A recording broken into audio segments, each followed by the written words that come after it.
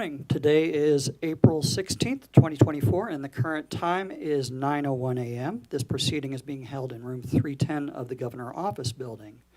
The Commission has set aside this time for Day 2 of the evidentiary hearing in the matter of the petition of Union Electric Company doing business as Ameren, Missouri, for a finance order authorizing the issue of securitized utility tariff bonds for energy transition costs related to the Rush Island Energy Center. And that is case number EF-2024-0021.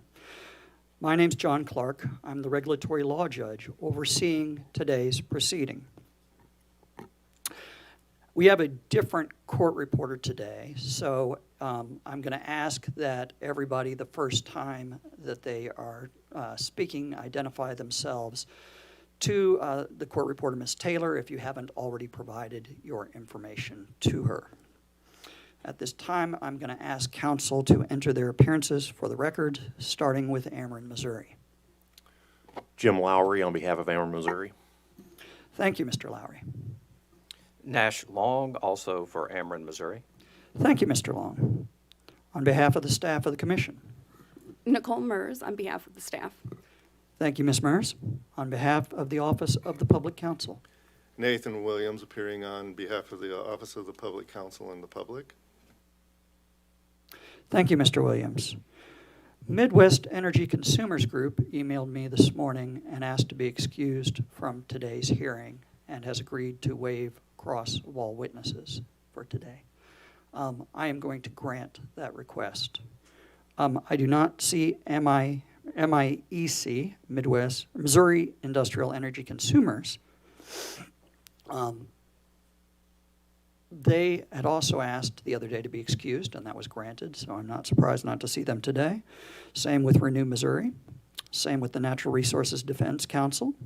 Same with AARP and Consumer Council of Missouri. Sierra Club has also asked to be excused, so what we have, who we have this morning is who we have. Now, are there any preliminary matters that the Commission needs to take up at this time? Just one, Your Honor. Mr. Long is handling the questions of prudence related to the NSR permitting issue, which is really sort of the core part of issue 3A. I'm handling any of the harm issues related to that, and also on the other issue about whether there would be harm or the retire retrofit decision. I intend to just hold my cross on the harm question on both of those until these same witnesses take the stand on 3B, so that we don't double up and sort of have a more inefficient process, if that's okay with you. That is fine with me. Thank you for letting me know, Mr. Lowry. Are there any other preliminary matters the Commission needs to take up at this time? I hear and see none. As you can see to my right, your left, is Chair Kayla Hahn.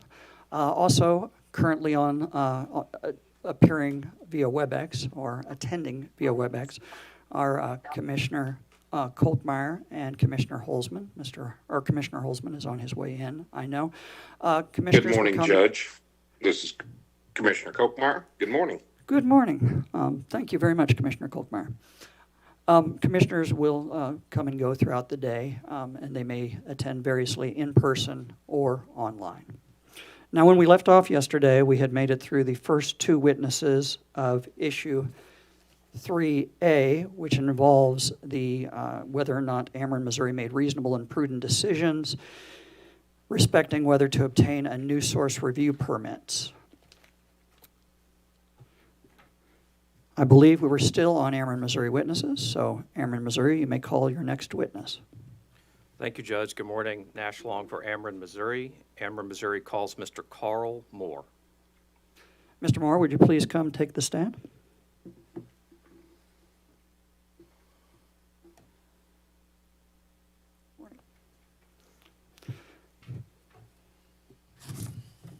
And would you raise your right hand to be sworn? Do you solemnly swear or affirm that the testimony you're about to give at this evidentiary hearing is the truth? I do indeed. Thank you. Please be seated. Ameren. Please state your name, sir. Carl Moore, K-A-R-L-M-O-O-R. And are you the same Carl Moore who caused to be prepared for filing in this docket direct and rebuttal testimony Yes, I am. marked for identification as Exhibit 12C and 12P as your direct testimony, Yes. and marked for identification as Exhibit 13, your sir rebuttal testimony? Yes. Do you have any corrections to any of those exhibits? No corrections. And if I pose the same questions to you today, would your answers be the same? Yes. Are those answers true and correct to the best of your knowledge and belief? Yes. Your Honor, at this time, I would move Exhibits 12C, 12P, and 13 into the record.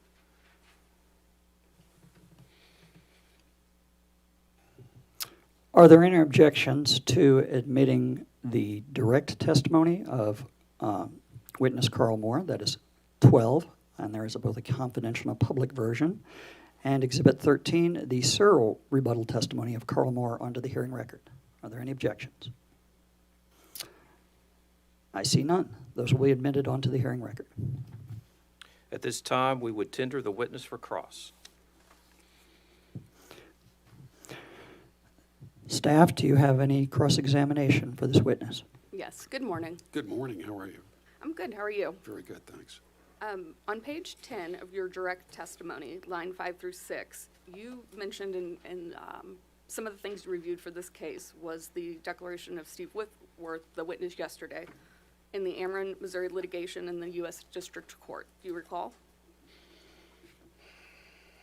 Yes, I did. And you attached a portion of a declaration to your testimony as Schedule KRMD2. Is that correct?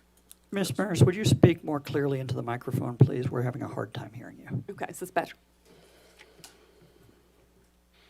Yes, the declaration of Steve Whitworth for the summary judgment. And does that have the attachments to his declaration?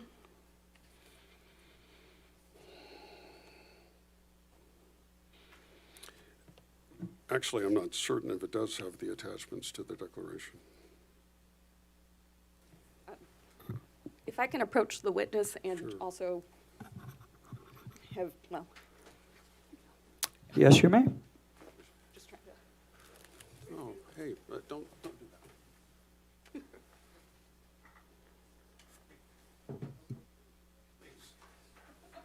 Thank you very much.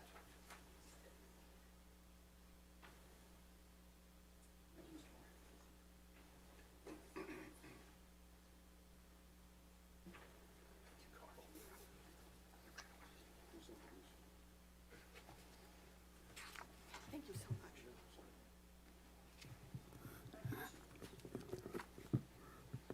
I forgot to get one for myself. Yeah, you got it.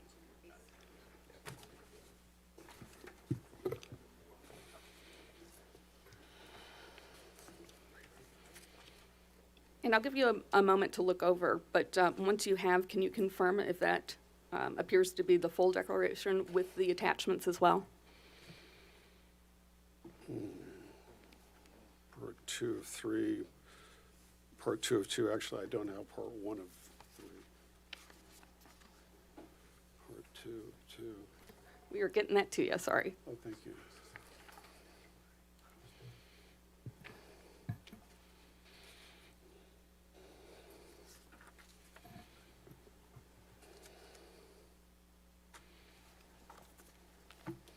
Yes, I have all 3 of them.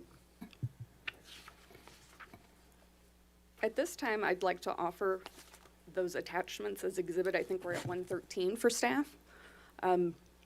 We separated them into 3 portions because it's lengthy, but it seems easier to keep it as one exhibit. But I defer to you, Judge.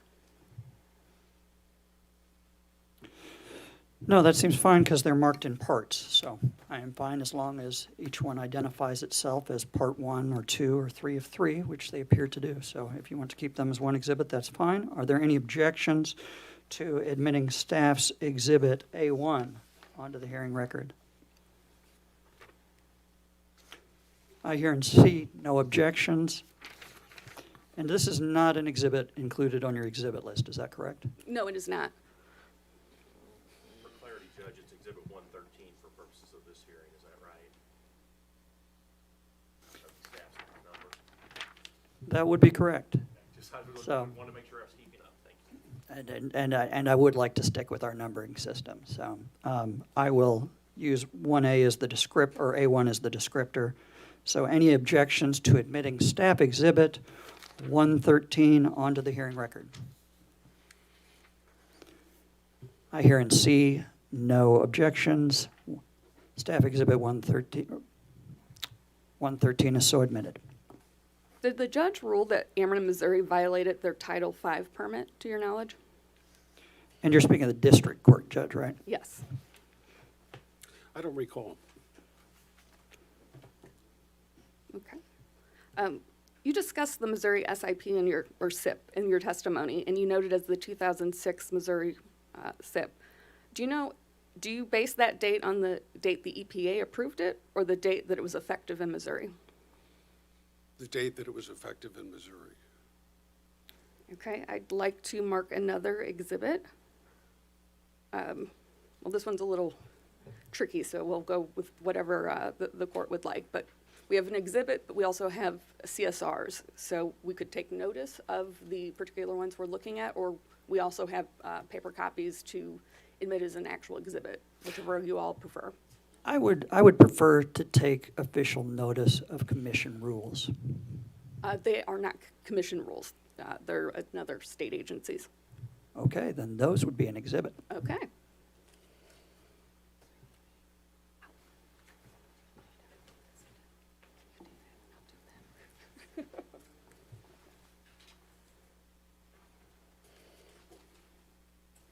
Oh, nope. We are not on the same page. She's got the other hat.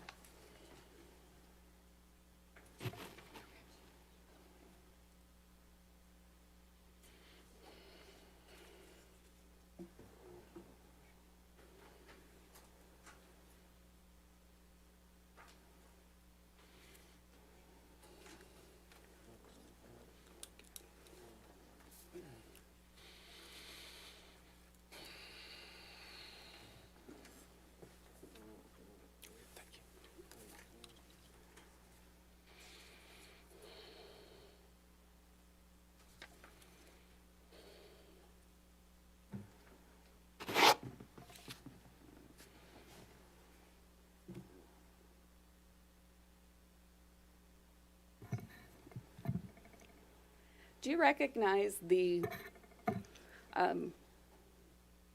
thicker packet of papers as the rules of the Department of Natural Resources about air quality standards? I'm sorry, which exhibit? We can mark that one as Exhibit 114, but it's the one that looks like that. Okay. It says at the top, Rules of Department of Natural Resources, Division 10. I'll take it as true, of course. Did you not get a copy? I'm searching through the ones that I got, Okay. so I'm sorry.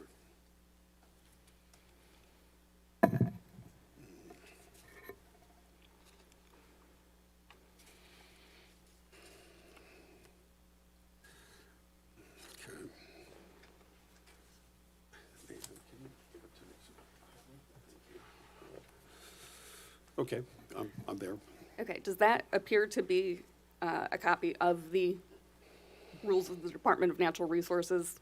It does appear to be. Okay. And then the smaller set of papers that at the top say Federal Register, Volume 71, Number 123. Do you have that? June 27, 2006, right, yes. And do you recognize that as a notice of approval and promulgation of the Missouri SIP plan? Yes, it appears to be that. And we'll go ahead and mark that as Exhibit 115. And at this time, staff would offer both 114 and 115 into the record.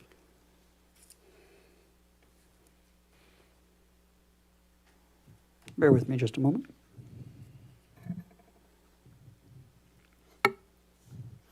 Are there any objections to admitting Exhibit 114, the DNR rules, and Exhibit 115, the federal SIP recognition, onto the hearing record?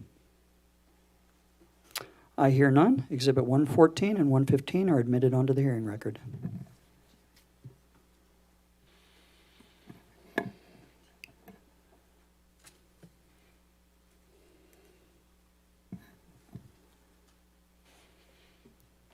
And sorry. you may continue your question. Yeah, sorry, we're also trying to get our papers in order, so bear with us 1 second, please.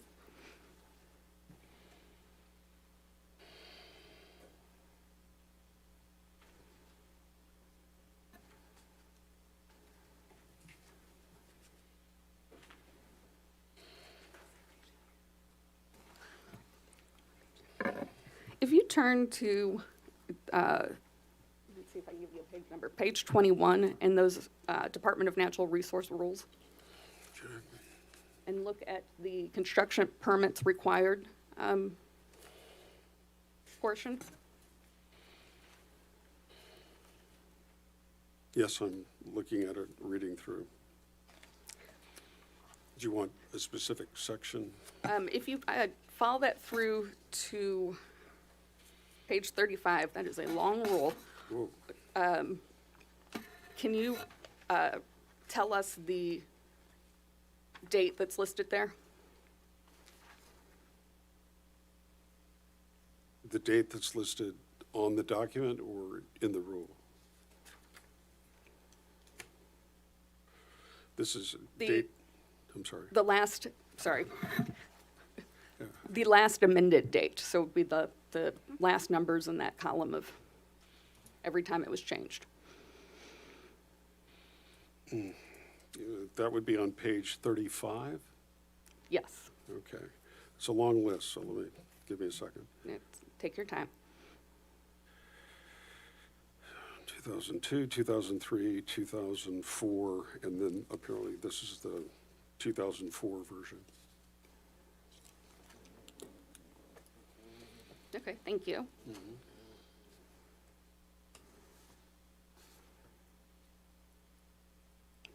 Have you read Judge Sippel's summary judgment where he discusses the Missouri SIP date dated January 21st, 2016?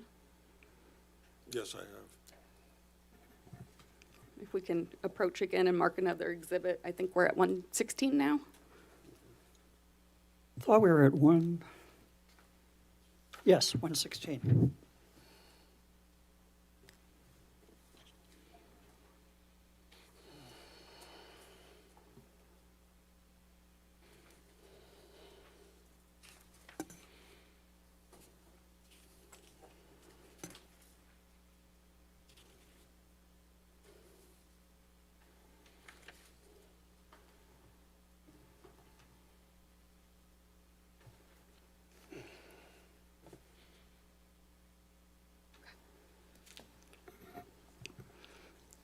I'll give you a chance to review to make sure that you also recognize it as a copy of Judge Sippel's summary judgment.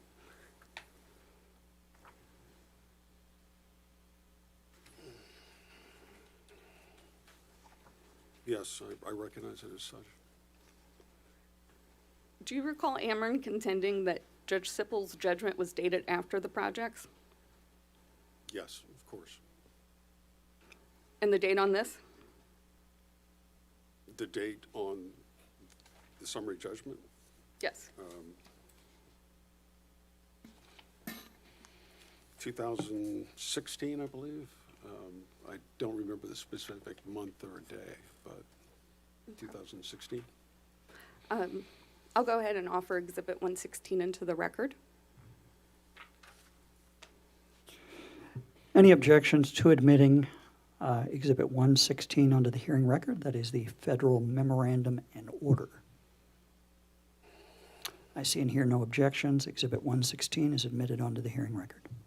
Are you generally familiar with the proceedings that have been going on in the district court? Yes, I read the opinions. I kept up with it somewhat at the time, so yes, familiar. If I can approach and mark an exhibit again. Yes.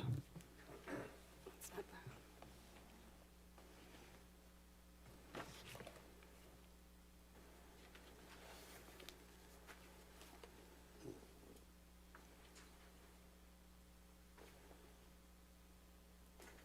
Yeah, I think I can get this one.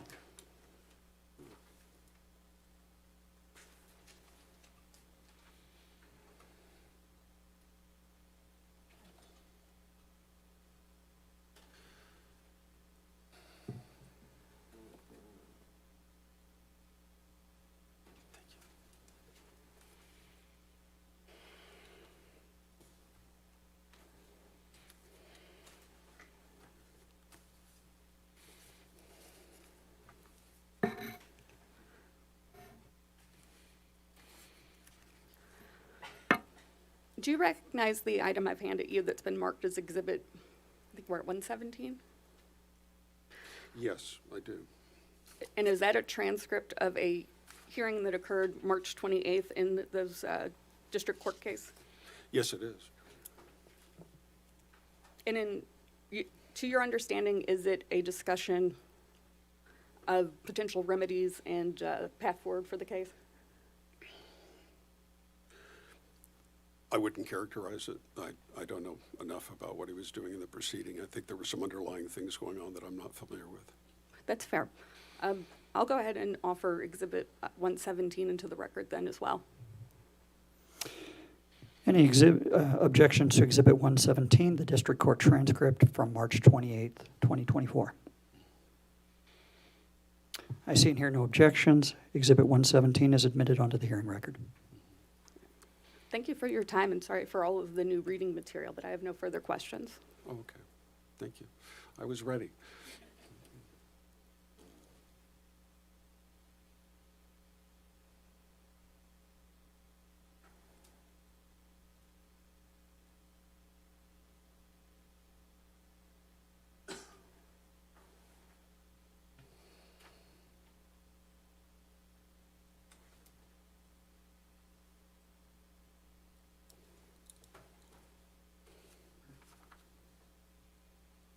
Did staff have additional questions? No, I have nothing further.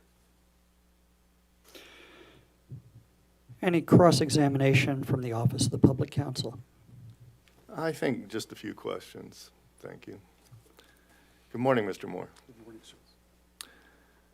Are you familiar with a process by which an entity who is subject to the Clean Air Act provisions can get, I'll call it predeterminations from the EPA before they undergo projects that have Clean Air Act implications?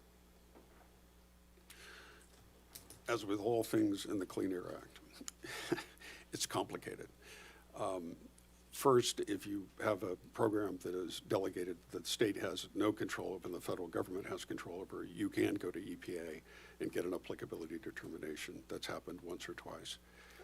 With SIP-type programs, yes, you can get applicability determinations, but the whole purpose of new source review was to avoid that because everybody recognized that these projects had to be done for safety, reliability, to keep the fleet up and running. And so they didn't want people queuing up with questions about routine repairs and maintenance. And so it wasn't typical for utilities to seek such a thing. We never sought such a thing. And we had 21,000 megawatts of coal, and we never sought such a thing. Well, let me ask a few questions to help Sure. clarify your answer there. When you talked about applicability determinations, you were talking about getting predeterminations from the EPA, and how was that done? In other words, since the project hadn't been accomplished yet, there would have to be something presented to the EPA to get a determination. So how would that be done? Again, in my experience, we didn't do that. We were, in particularly in this I'm just asking Yeah. about applicability determinations at this applicability point. determinations. Please don't talk over each other. Oh, sorry, I apologize. I'm having a little difficulty with the question again because of the complexity. Typically, if you had a SIP, you would go to the state regulator if you had a question, which happened here in Missouri a lot, and people did seek those. But typically, people did not go to EPA for an applicability determination, and we didn't. And what I'm asking is, what is the process for getting an applicability determination from the EPA? Because at the time you're seeking it, since it's a predetermination, you're not going to have engaged in the project yet. So what's the process for getting an applicability determination and from the EPA in terms of what would you present and what would you be expecting to get back? I honestly don't know because we never did it. I have no experience with it.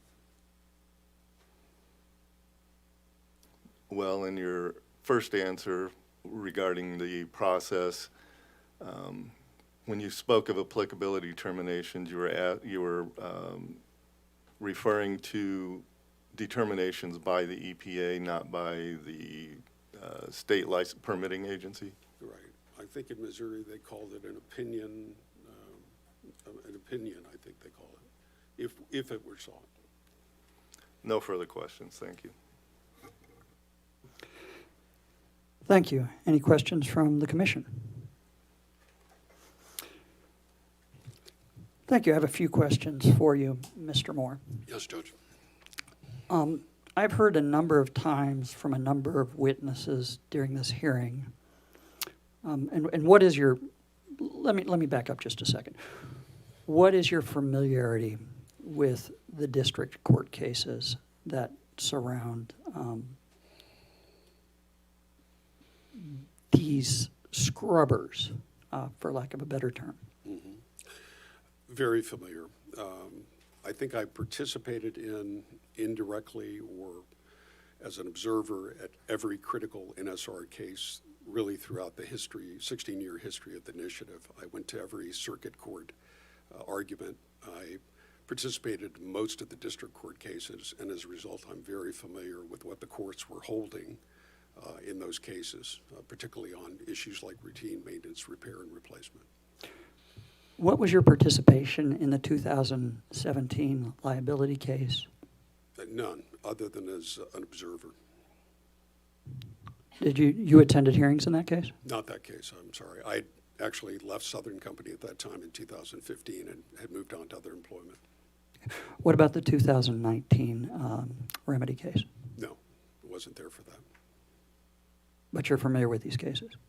Familiar with the NSR cases, yes. The cases were from the period 1999 until 2015, I was responsible for all NSR litigation within the Southern system, and we had 4 cases. Now, I've heard from a number of witnesses that the district court made no ruling as to the reasonableness and the prudence of Ameren's decision not to seek new source review permitting. And the implication has been there, at least the implication that I've gotten, is if the court had thought such a thing, it would have made such a ruling. But that's not the case, is it? It is not the case. The reasonableness factor that he looked at was only in connection with the annual emissions question about whether or not those were done prudently. With regard to routine... Excuse me, would you say that again? Not prudently, excuse me. In fact, I meant to specifically say that the staff in this case have said that there's been no determination of prudency. It wasn't mentioned in the decision, and at no point did the judge decide prudently. He used the word reasonable one time. And his use of that in that particular sentence that has been called out repeatedly is the basis for the claim that Ameren, Missouri is imprudent. And I don't believe that's the case. I know NSR cases. That was an NSR case. It wasn't a prudency case.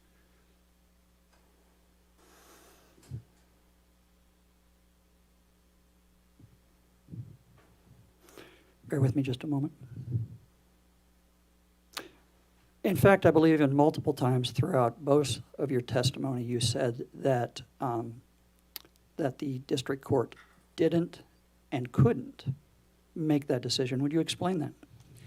In order to reach his decision, the judge looked at a lot of cases, factors, and facts that came after the decision-making that was made in Ameren, Missouri in 2005 and between 2005 and 2010.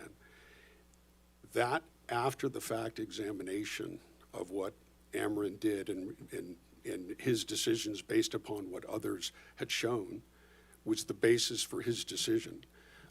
Those facts, the case law, even the emissions calculations were not available to Ameren in the period 2005 to 2010.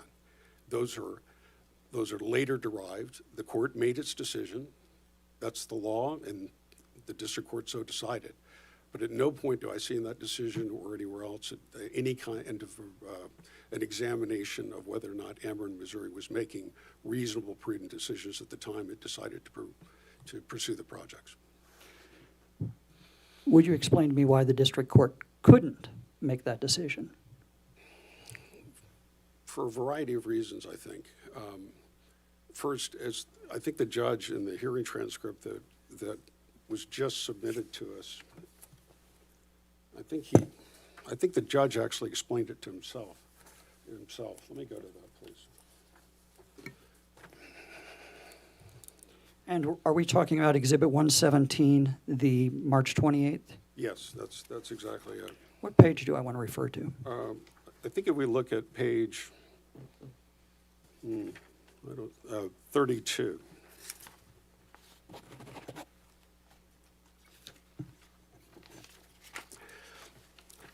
Thank you. Go ahead. The court said, what I'm going to ask you to do is order a copy of today's transcript and send that to the Public Service Commission for them to evaluate it. However, they see fit based upon their standards, and they'll make their own decision on that basis. I think the court is showing appropriate respect and deference to this commission, to its standards for prudency, and for the evidentiary requirements thereof. Now, Witness Homestead was taken out of order on April 12th. Are you familiar with Witness Homestead's testimony? Yes, I am.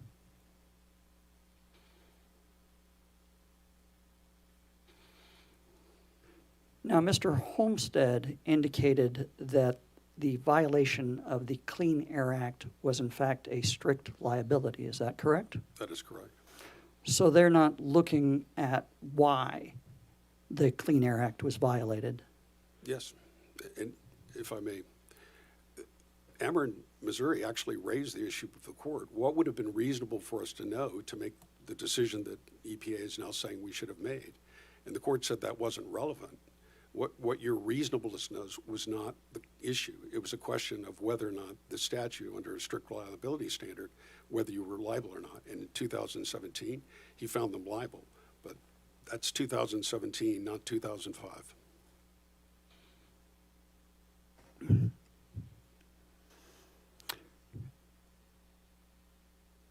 Given that the district court couldn't make a decision beyond whether or not Ameren was liable for violations of the Clean Air Act,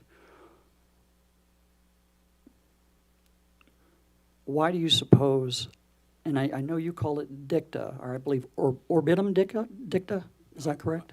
Jeff's a better lawyer, but I think he used the right Latin term. Okay. Yeah.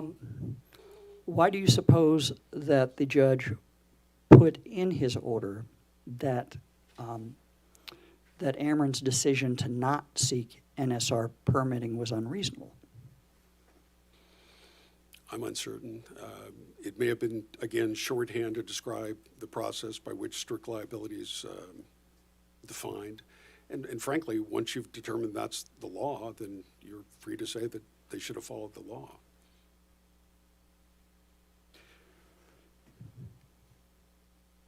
Would you agree that given the strict liability standard and that the court could only rule on whether or not the Ameren had violated the Clean Air Act, that the only place that the court could opine on Ameren's actions was not in the findings? The only, Judge, I'm sorry, I think I got an... If the court could not find that Ameren was unreasonable or imprudent, isn't the only place the court could discuss that within the dicta is in dicta? Is that correct? I think that's the only way you could do it because the evidentiary standard's different. The basis of the evidence is different. There's nothing in the same in a prudence case before this commission and what the district court was doing in the Clean Air Act case. They're completely unrelated in a sense, even though it all comes back to permitting decisions made in 2005 to 2010 before we knew what the district court would rule.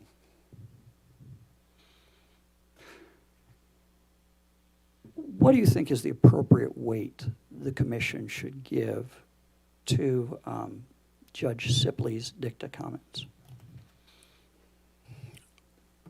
I think the district court has offered some opinions, which I'm sure the commission will want to regard. But the truth is, he's one federal district judge. Many other federal district judges found exactly contrary. Tennessee, Kentucky, Alabama, Pennsylvania, North Carolina, other district judges found Ameren's behavior, would have found, I believe, Ameren's behavior to be completely reasonable, in fact, lawful under the Clean Air Act. Judge Sippel's opinion is reasonable, but so are the opinions of these other courts that would have found that Ameren, Missouri made the right decisions on the permits.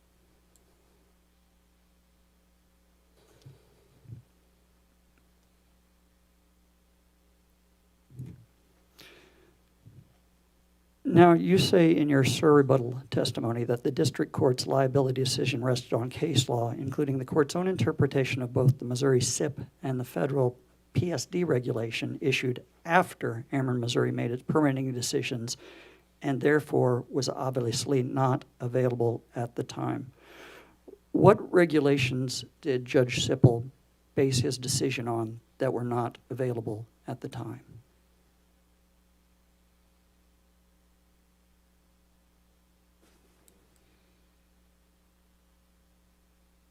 Actually, I'm blanking on what he would have known regulatorily after the fact. There were changes in what was going on during this process is also, as with all things with the Clean Air Act, incredibly complicated, because from 1999, from the inception of the enforcement initiative, we had a series of NSR rulemakings over the next 8 years that were all aimed at the at this enforcement initiative and trying to get it under control.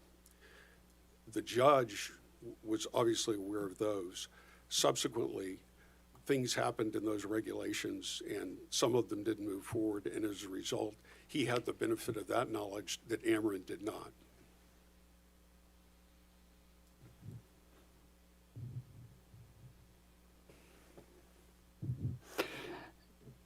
Now, yesterday, witness Whitworth, are you familiar with his testimony? Yes, I am.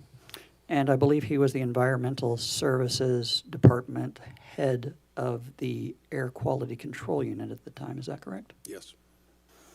And he went through yesterday how Ameren had followed the Missouri SIP. Is that? Yes. Now, the Missouri SIP, that is something that is approved by the EPA. Is that correct? Yes. Now, when the EPA approved Missouri SIP, it explained that provision section 5221 supersedes state provisions for the purposes of the PSD program. Is that correct?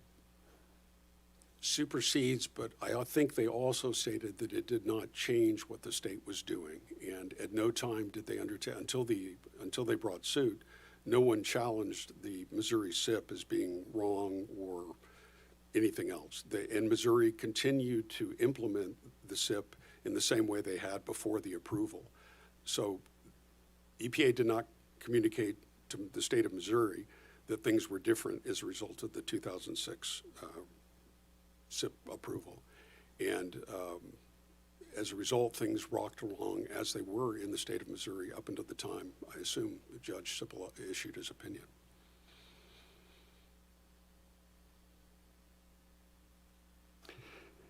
Thank you for clarifying those issues for me. I have no further questions for you. Is there any cross-examination, or I'm sorry, recross based upon bench questions from the commission staff? Very, very briefly. If this, do you recall discussing the district court case with the judge? Me? Yes. No, I never did. Yeah, with Oh, the bench just now. Yes, of course. I'm sorry. I I did thought it was read. a joke. I played the judge on television. I My apologize. next few questions are going to be about your memory. Yes.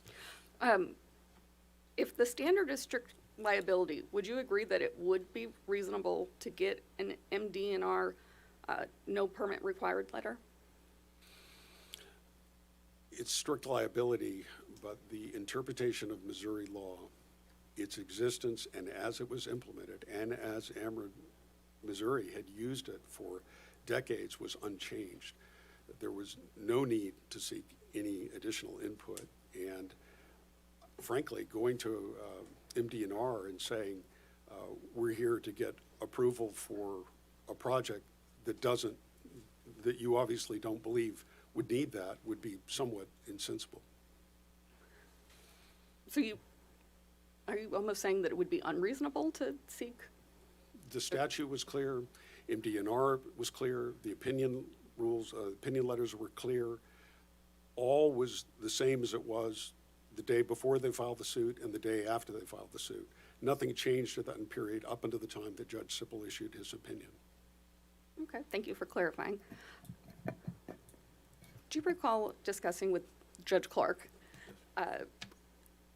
the various courts around the country, how they had treated cases such as this, or similar to the Rush Island case? Yes, I did. Is it your understanding that the Rush Island case itself was appealed? Yes, the Rush Island decision was appealed. And so wouldn't that mean another court reviewed and affirmed, accepting the Labadie portion as reasonable?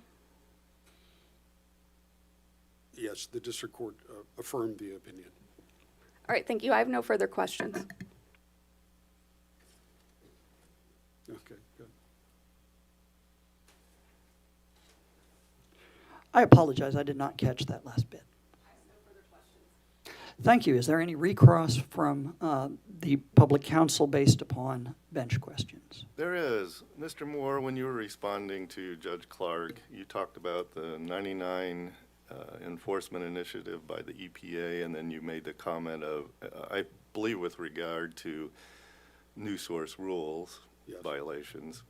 Then you used the phrase trying to get it under control. What did you mean by trying to get it under control? Now I'm going to speak as a former regulator, not a former utility executive. It's an interesting dynamic within EPA. There are really two parts of EPA. There's an Office of Enforcement, Compliance, and Assurance, which reports up to the administrator in a different way than the Office of Air Policy, where I was the Deputy Administrator for Policy. Those two shops are completely different.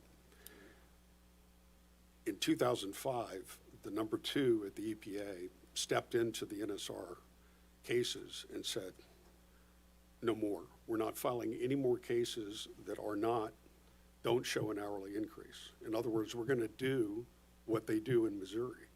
And the rest of us who did not have the benefit of Missouri law said, whew, that's good news. So the number two at EPA had to step in and referee between OECA and the policy shop in order to handle this, or attempt to handle it.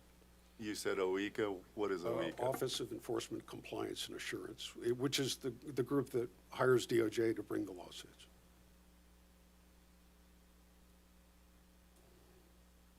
And the federal lawsuit regarding Rush Island took place in 2010, 2011, correct? 2010, 2011. Was there a change in policy at the EPA then? If I could, because I've listened to you over the last couple of days, and you were talking about some things that really interested me. Remember, this initiative was launched in November of 1999 at the tail end of the Clinton administration, with the firm belief that the Gore administration was going to take it over and carry it forward. George Bush became president, and for the next 8 years, the two sides of that house did not agree on NSR.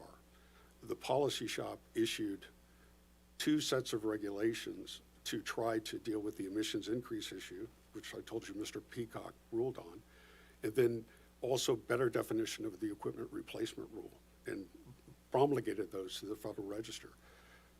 OECA was leaking things to the press about how unhappy they were with what the policy shop was doing.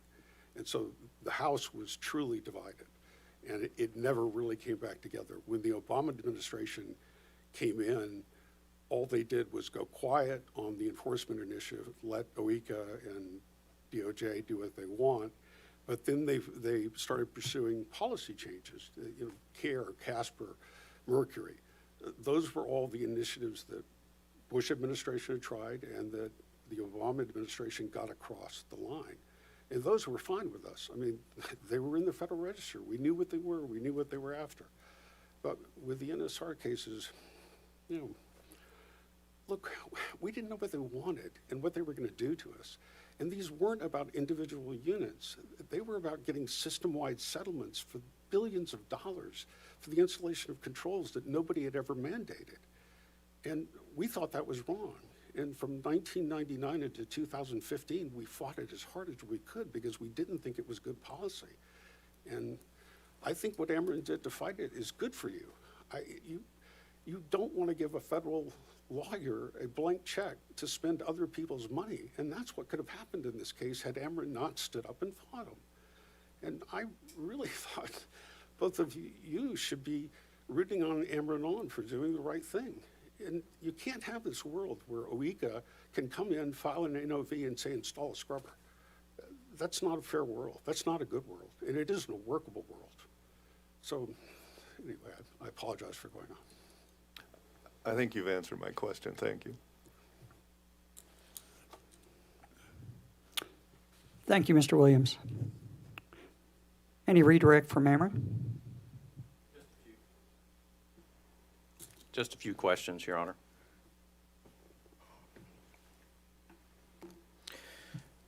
Mr. Moore, you were asked by the lawyer for staff about whether the district court's opinions here, because they were affirmed, were reasonable opinions. Do you remember that discussion with the staff's lawyer? Yes, I do. And you also talked about the other courts that were looking at new source review claims around the country. Yes. Were those other court decisions reasonable as well? Yes, completely. Why is that? I always start with, it's complex, but in a good way in this instance. They were reasonable because this is what everyone thought the law was. After the WEPCO decision, everyone felt reassured that our routine maintenance projects at these large facilities that cost multi-million dollars to do and involve a lot of tubes, that all of that was permissible. And we were assured during the Clean Air Act amendment and afterwards that those projects could proceed and that we could keep our units up and running. The courts who looked at this had a choice. They could go with a new enforcement theory that was devised, and when I say this, I have it in deposition testimony, in secret meetings at OECA to develop an enforcement theory that could be used to find universal liability at every utility unit in the country. In other words, as the 11th Circuit said, where was the cop on the beat? Where were they for 20 years when people were doing these projects and they knew of it? Well, they knew what the law was, but in 1999, they took a different approach and they launched an enforcement initiative, which was really a policy initiative designed to get additional reductions. That wasn't mandated by Congress. That wasn't noticed in the Federal Register. The standards for which they devised were never fleshed out and never to this day published in the Federal Register. And as a result, we have different outcomes in different states governing utilities differently. The judges who looked at it from Tennessee, I've mentioned them all before, Tennessee, Pennsylvania, Alabama, Kentucky, all of them looked at the same law and said, no, they told them that they wouldn't do this to them, that they could maintain these units, that they could keep reliability up, and they could sustain their generation portfolios, and they weren't going to be sued. In 1999, that all changed. And as a result, an industry that formerly had had a relatively spotless history with regard to enforcement was told that they had all violated the law. This was dramatic. And I believe that the judges in those cases looked at this and said, no way, I'm not going to let this go forward. Other judges, a few, took the opposing view and said what had been devised in the enforcement initiative could move forward and in fact, ruled in their favor. But not all courts, not even most courts ruled that way. So let me ask you a specific question. You mentioned a court in Tennessee. Is that the case that involved the Tennessee Valley Authority, the public utility for the federal government? Yes. Okay, and what was it about those projects at issue at Tennessee Valley Authority's plant that relates to the Rush Island projects? They involved, I believe, superheaters and economizers. They were high in cost. They were relatively low in frequency at the unit, but they were very common within the industry. And when the court looked at the question of whether these projects were being done in the industry, he concluded that they were, that this was the way that people kept units up and reliable by doing these kind of projects. And TVA, the federal utility, provided the basis for the defense of these cases around the country by compiling a survey and putting it in the Federal Register, showing how often these projects were being done across the industry. And so when the court ruled in TVA's favor on all of the RMR questions and didn't even have to reach the emissions increase question, he found the way that, frankly, I believe is, of course, a right and good and just outcome, but other courts disagreed. I think you can read that one opinion and see in 2010 that reasonable courts were doing reasonable things with fairly clear law. Not sure that I understood everything you said. Are you saying that the Tennessee Valley Authority Court in Tennessee in 2010 looked at an economizer replacement project for TVA? I believe so, yes. And you said RMRR was the conclusion. What Yeah. exactly is that? Routine, Would like to object. I think we've gotten a little far afield from just other courts finding being reasonable to detailed case discussion and propping up those comparisons to Rush Island. I'm going to overrule your objection. routine maintenance, repair, and replacement. I want to put an emphasis on that word replacement. Since the 1920s, boilers have to have tubes replaced in order to operate efficiently, safely, and reliably. The projects that were at issue in the TVA case, much like the projects that were here in Ameren, Missouri, were designed to do just that. They weren't designed to create new sources of pollution, which is what the new source review was supposed to be aimed at. And as a result, doing those projects, those courts found, and the Tennessee court found, that the replacement, even at large numbers, large scale, hundreds of miles of tubing, that those were routine in the industry, and as a result, they were permissible under the law and under the PSD program. You had a discussion with Judge Clark about the information that was available to those at Ameren, Missouri at the time they were making their permitting decisions. Do you recall that topic of discussion? Yes, I do. And I think there was a question posed about whether the regulations that were ruled upon by Judge Sippel in 2016 or 2017 were in place at the time of the decisions being made by Ameren, Missouri on whether to get permits. Do you recall that question? Yes. What's your understanding of the time at which the company was making its permitting decisions that's relevant here? A couple of things. I think the regulations in Missouri had been and continued to be consistent. So those were the regulations that Ameren, Missouri was looking to. Ameren, Missouri in 2005 was perfectly aware of the Peacock letter saying, we're not going to pursue anymore unless they increase hourly emissions. They were aware of that. They were aware of EPA's efforts to more clearly define routine maintenance, repair, and replacement in a way that would be consistent with what Ameren, Missouri viewed the law to be. And those are the things that he was aware of, I believe. Was the interpretation of the regulations that was rendered by the district court in 2016 or 17 available and known to the company at the time it was making its permitting decisions in 05 through 09? Are you speaking of the 1999 enforcement initiative? No, I'm asking you about the interpretation that the district court applied to the No, Missouri SIP. Let me get my question out, Mr. Moore. Sorry, I'm sorry, Nash. Mr. Was the interpretation that the district court applied to the SIP, that is the state implementation plan, and the federal regulations incorporated into that state implementation plan, was the interpretation the court adopted in its liability decisions available and known to the company at the time it made its permitting decisions? Absolutely not. The Missouri law was one of the best laws in the country. We all wanted the Missouri law, and if we'd had the Missouri law, we could have fought even harder and longer, perhaps. They couldn't have known that because it was an interpretation that said, it basically said you got to read out of the Missouri regulations modification.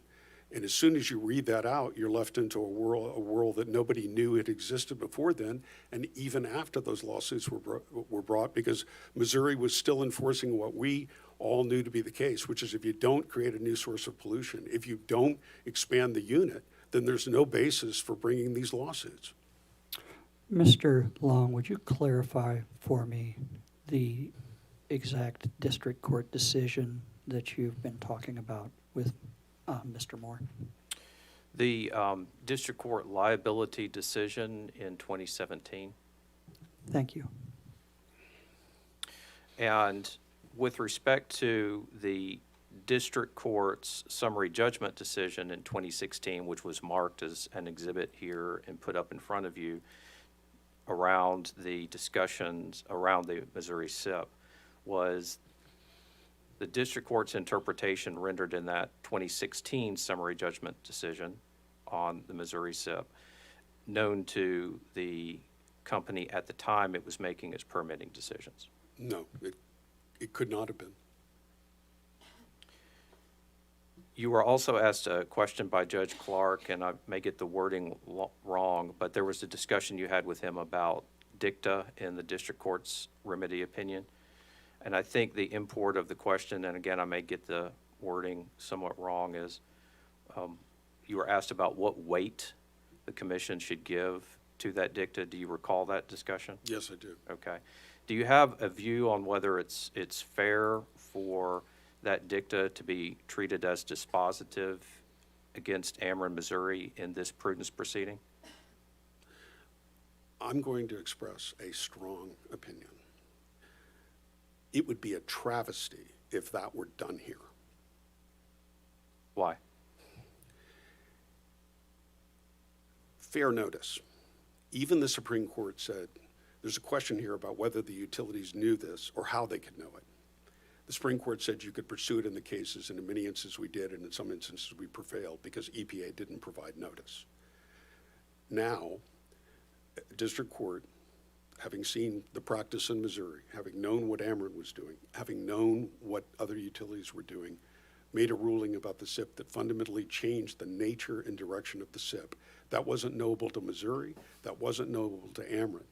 To then say that the ultimate determination with regard to PSD, using the word reasonable with regard to one portion of a three-part test, is the basis for finding Ameren, Missouri, after all these years, imprudent in its behavior, that would be completely unlawful in my view as a lawyer, and from a policy standpoint, completely the wrong signal to send.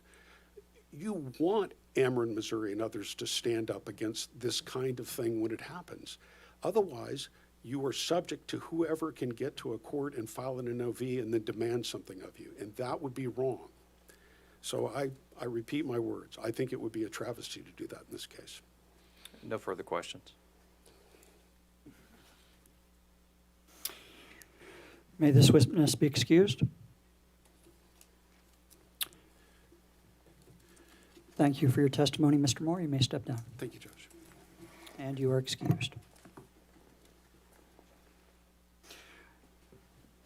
As a quick clarification, I believe we discussed yesterday, you had indicated in email that there were witnesses that were left off of the 3A and 3B. And I believe at the time, in regard to Mitchell's, while he had some 3A questions, you were only going to be putting them on for 3B to answer questions about both 3B and 3A. Is that correct? That's what we discussed, Judge, and you indicate that was okay with you. And then there was also Mr. Reed that we just completely left off that needs to come up in the schedule now. And I knew that Mr. Reed was coming up. I just wanted to, and I'm not changing anything. I just wanted to clarify that.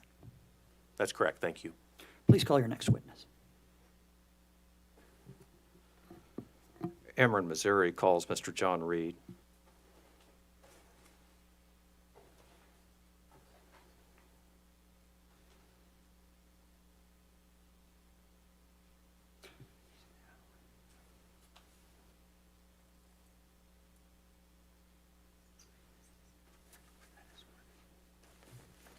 Yeah, myself.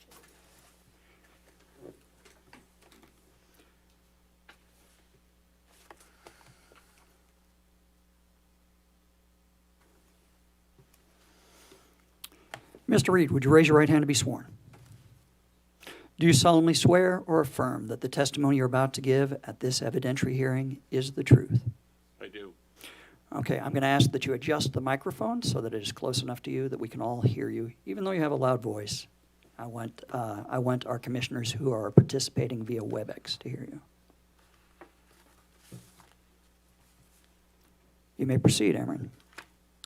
Thank you, Judge. Would you please state your name, sir? My name is John J. Reed. And are you the same John J. Reed who caused to be prepared for filing in this docket direct and sur rebuttal testimony marked for identification as Exhibits 23 and 24? Yes. Do you have any corrections to either of those two exhibits? I have one correction to Exhibit 24, the sur rebuttal testimony. What is And that? That correction appears at page 6, line 21. And the word not, N-O-T, should be inserted before the word be at the beginning of line 21, so that the sentence reads, put simply, the facility almost certainly would not be retired in 2024 without the decisions, and so forth. That's the only correction. Thank you. With those corrections, if I pose the same questions to you today, would your answers be the same? Yes, they would. Are those answers true and correct to the best of your knowledge and belief? Yes, they are. Your Honor, at this time, Ameren, Missouri would move Exhibits 23 and 24 into the record. Any objections to Ameren, Missouri's Exhibits 23, the direct testimony of Mr. Reed, and 24, the sur rebuttal testimony of Mr. Reed, onto the hearing record? I hear and see no objections. Exhibits 23 and 24 are admitted onto the hearing record. Your Honor, at this time, Ameren, Missouri would tender the witness for cross. Is there any cross-examination from the staff of the commission? No, no, thank you. Is there any cross-examination from the Office of the Public Counsel? No, thank you. Are there any commission questions for Mr. Reed? I hear none, and I likewise, Mr. Reed, have no questions for you. Okay. Is there any reason that this witness should not be excused? Okay, thank you for appearing today, Mr. Reed. You may step down and you are excused. Thank you.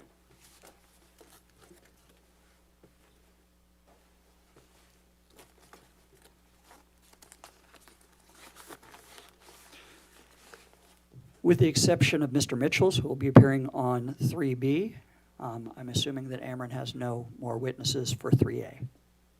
Correct. Thank you. Staff, you may call your first witness. Staff calls Claire Eubanks to the stand. You don't have to.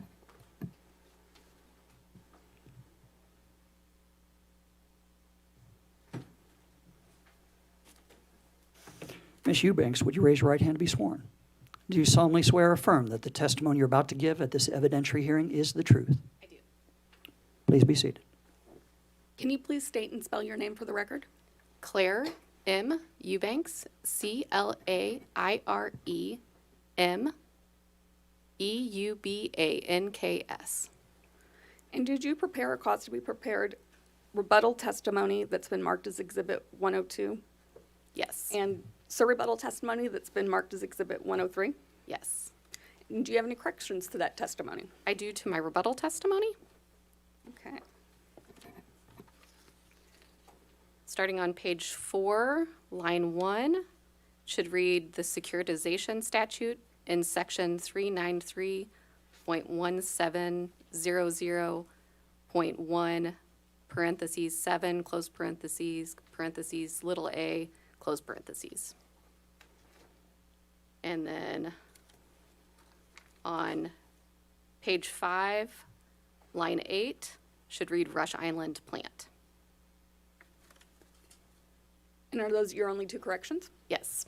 And with those corrections, are these answers true and accurate to the best of your information, knowledge, and belief? Yes. And if I asked you those same questions today with the corrections, would your answers be the same? Yes. Ms. Eubanks will be appearing again on another issue, I think maybe 2 more issues today, lucky her. So I'll hold off on entering her exhibits into the record. Thank you for remembering that.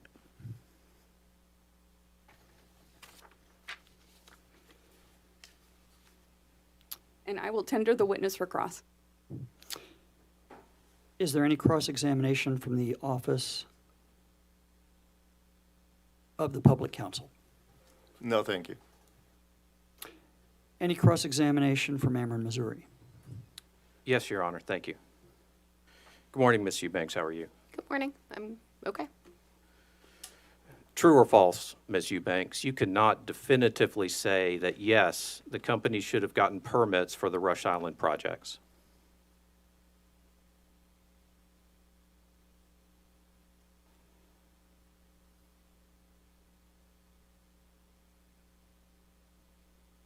I cannot definitively say that. No. And you have drawn no conclusions on the question of why Ameren, Missouri did not get NSR permits for those projects.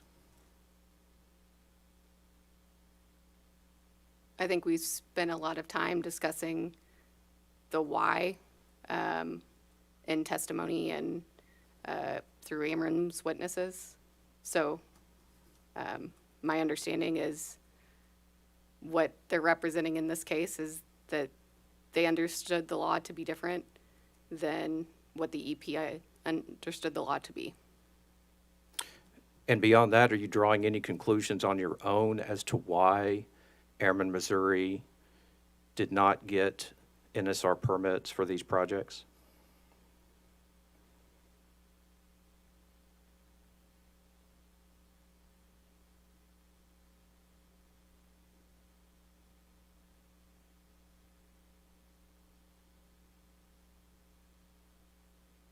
I don't believe I offer an opinion on that in my rebuttal testimony, no. So you're not disputing Mr. Burke's testimony where he said that Ameren, Missouri intended to comply with the law here? I can't speak to what Ameren, Missouri intended to do.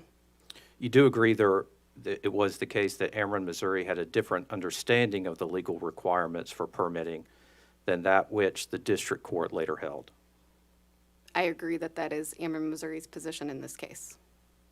Will you also agree that in order for the commission to determine whether Ameren, Missouri made reasonable permitting decisions, the commission needs to know whether its understanding of the legal requirements was reasonable?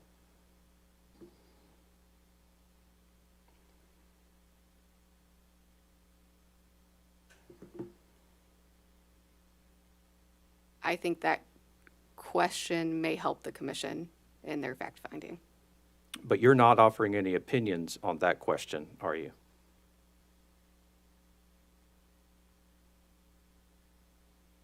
And what was the question again? Just make sure I... The question of whether Ameren, Missouri's understanding of the legal requirements was reasonable at the time. I have not offered an opinion on that in particular, no.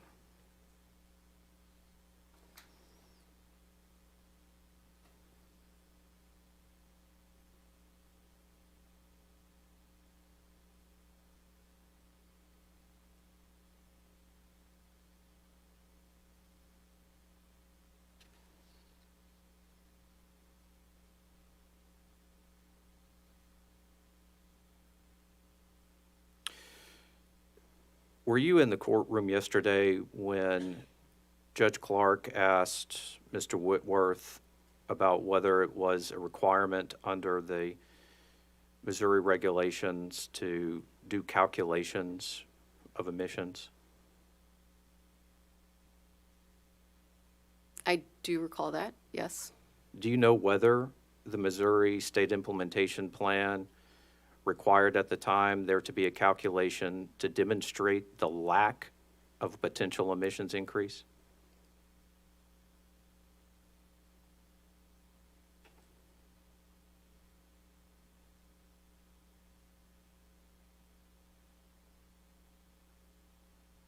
Whether it required it, I don't think I can answer that question, no.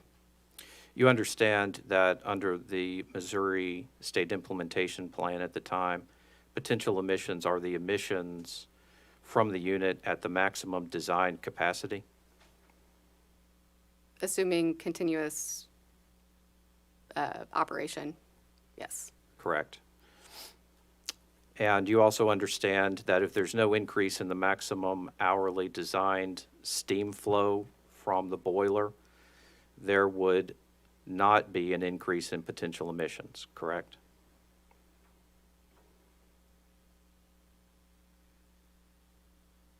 Under that scenario, yes. And that's a question you can answer for us all here without having to do calculations, right? Me personally, no, I don't think I can answer that question.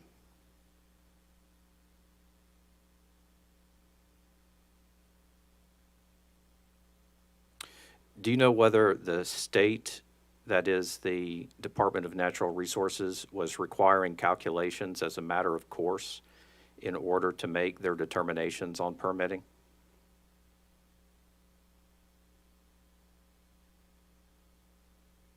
So when the Department of Natural Resources was reviewing no permit required letters, they were looking specifically at each project, whether and to the extent of everything that they were provided. I can't speak to all of that. Can you tell us whether they always required calculations to be submitted in order to issue those determinations? I can't answer that question.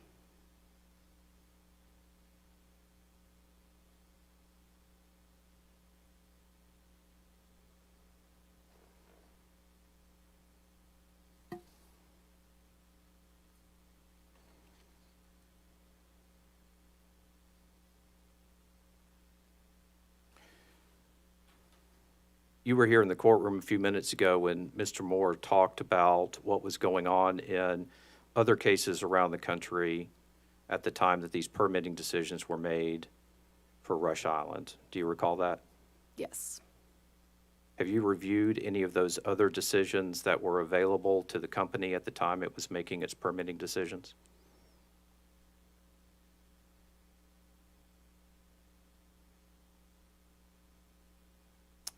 I don't recall reviewing any in particular, no.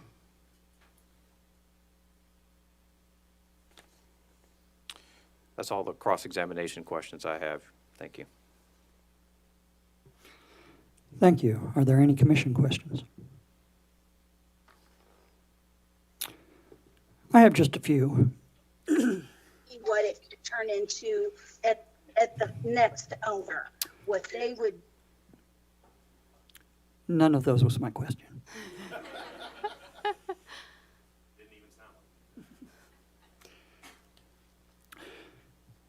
I believe it was said during opening that there's about $17 million difference between staff's position and Ameren's position. Without me having to go in camera, can you briefly give me an explanation of what accounts for that 17 million and what staff is asking in regard to that? So I think the 17 million that you're referencing is what should be securitized. And that is a question for Keith Majors.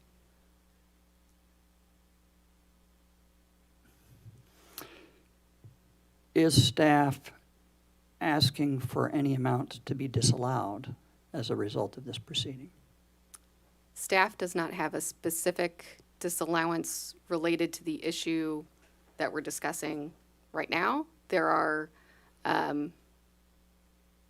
costs that are excluded, and that witness is Keith Majors. So staff has offered that we have concern about future harm related to the ongoing litigation and potential for future remedies. We brought up concerns about short-term capacity in the short term. And we brought up concerns about the transmission projects and the costs related to those. So it is more of a concern for future cases as opposed to, asking the commission to find something in particular in this case. Now, we did, have some language about hold harmless. Happy to discuss that now or when that issue comes up. I believe Chair Hahn has some questions for you. Thank you, Judge. Good morning, Ms. Eubanks. Good morning. Just to clarify staff's position, so right now we're on issue 3A, and what you really just mentioned was issue 3B, which I do have questions about, but I'll Yes. hold those. On issue 3A, to clarify, it's staff's position that at the current time, you can't assess prudence because for the two factors of prudence and harm, you really don't know the harm yet. So it's my understanding that the staff is trying to preserve that for a future case. Is that correct? That is correct. Okay. Is that roughly the same position as issue 3B? Yes, so I think all the concerns that we identified as, the transmission upgrades. That are 3B? Yes, and the future harm related to the remedy, any potential capacity shortfalls in the short term, all of those are future harm that we don't know now. I will say the transmission projects are a little bit more known because they are nearer term. They're not, Ameren, Missouri is not seeking recovery of those transmission projects in the securitization case. Thank you, Ms. Eubanks. You're welcome. And I wasn't trying to get into 3B issues. What I was trying to establish with staff is staff is not asking for prudence disallowance. Is that correct? With relation to the NSR permitting decisions, at this time, we have not recommended a disallowance, no. So this $17 million is just a difference in what costs should be included, correct? I have to defer that to Keith Mr. Majors. Okay, thank you very much.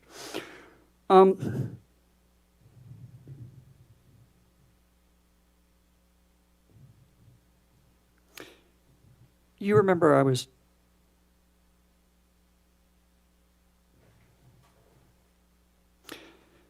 never mind, I have no questions for you. Okay. Any recross based upon commission questions? Staff? I'm sorry. Public counsel? No, thank you. Ameren, Missouri? No, Your Honor. Thank you, Ms. Eubanks. You may step down. Well, Oh, I'm sorry. I have missed a part of the process. My apologies. Ms. Maris, would you like to redirect?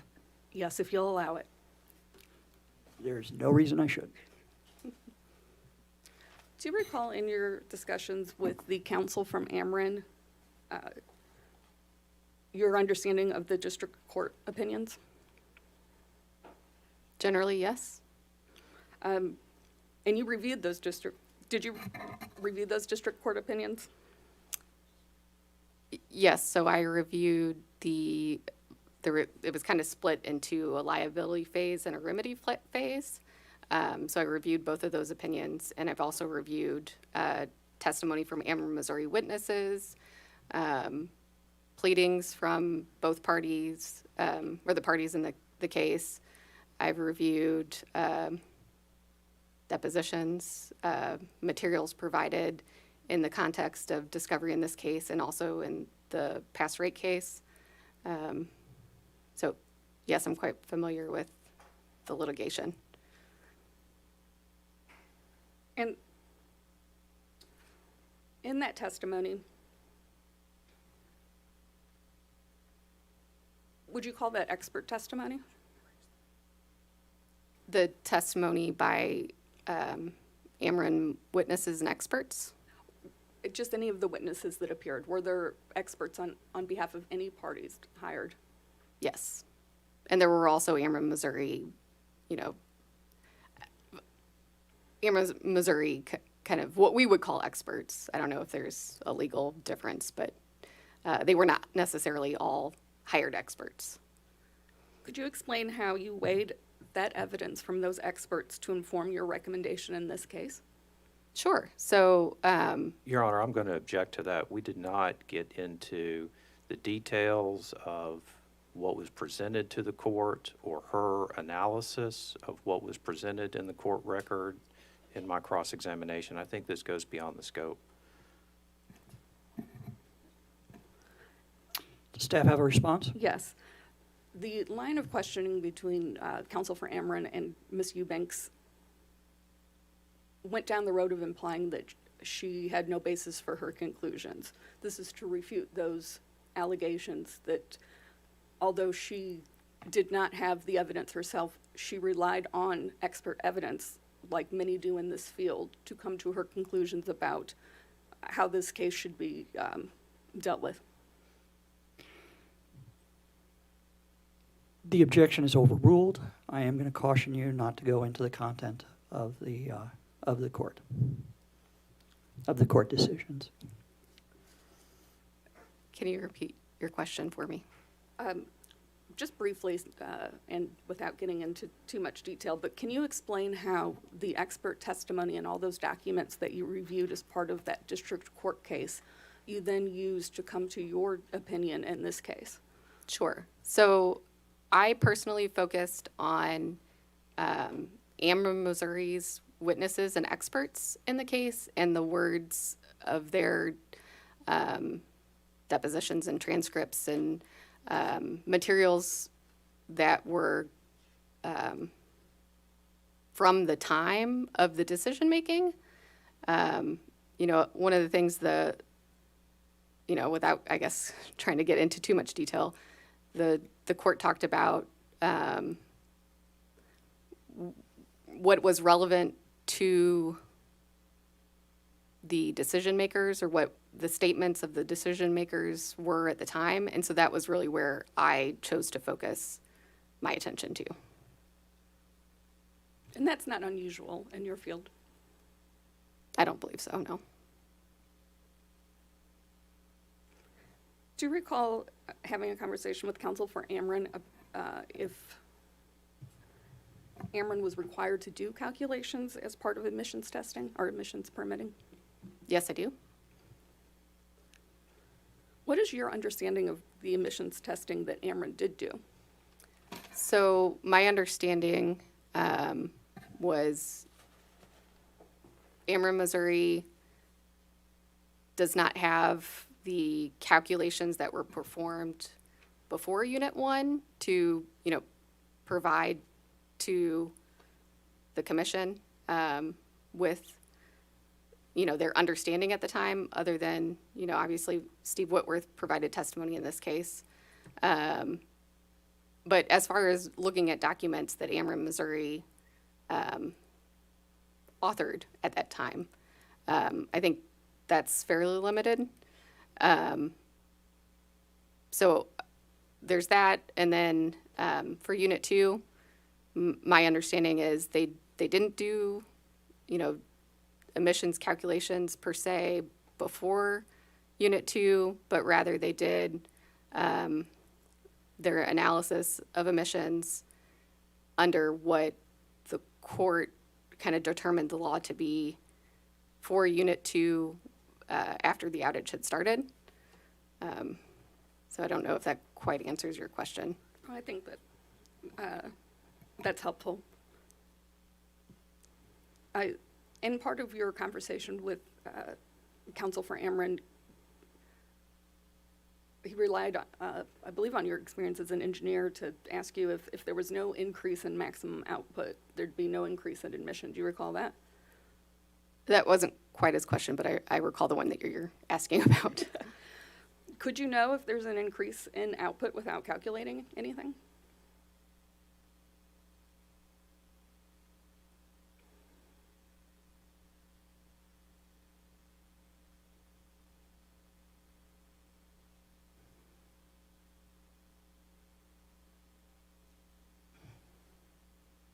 I don't know that I can answer your question. Okay.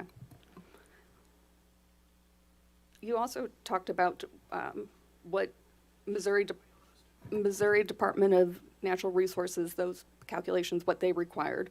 Do you recall that? Was still with counsel for Ameren? Yes, I do. Would calculations be an onerous thing to do?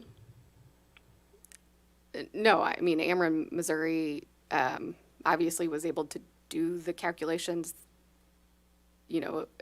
when they did them. So now the court maybe didn't necessarily rely on Ameren, Missouri's calculations, but it was information available to them in the time of the projects, to my knowledge.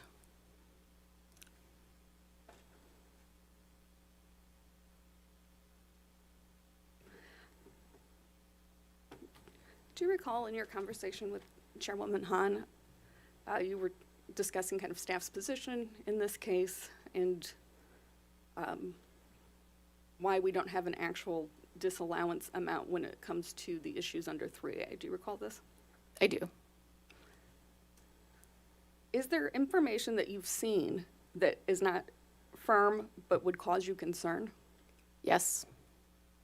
So obviously we talked a little bit about the transcript from the March 28th, 2024 hearing. So one of the reasons that staff recommended that we couldn't know all the harm was because we knew from notices Ameren, Missouri was providing in the investigatory docket that there was this potential for future remedies, and this is related to the Labadie part of the decision was, I don't know the right legal term, but that part of the remedy was kicked out, for lack of a better word. Sorry. So the court had asked the parties to essentially come up with proposals. And one of the proposals from the Department of Justice was related to HIPAA filters for St. Louis area residents. And so that struck me as something that could be potentially costly. We know from the transcript now that that's estimated to be, according to Department of Justice, the $75 million. They also talked about batteries and solar projects that could be a potential remedy, and I think they quoted that to be about $200 million. All right, thank you so much. I have no further redirect for now. What was that last number you gave? 200 million? Thank you.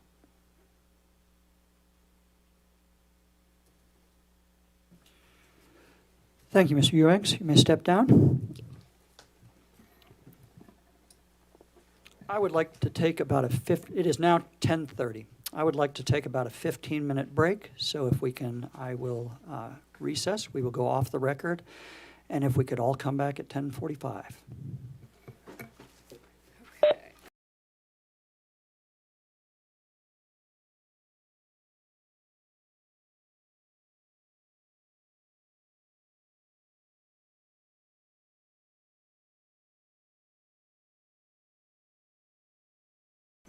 Staff, you may call your next witness. Staff calls Keith Majors to the stand. Mr. Majors, would you raise your right? Well, I'm going to remind you, I'm going to go ahead and swear you in since you last appeared yesterday. Do you solemnly swear or affirm that the testimony you're about to give at today's evidentiary hearing is the truth? I do. Please be seated. Staff, go ahead. I believe I can just tender you for cross because you've already gone through your testimony and confirmed your corrections and whatnot, if you had any. So I will tender this witness for cross. Any cross-examination from the Office of the Public Counsel?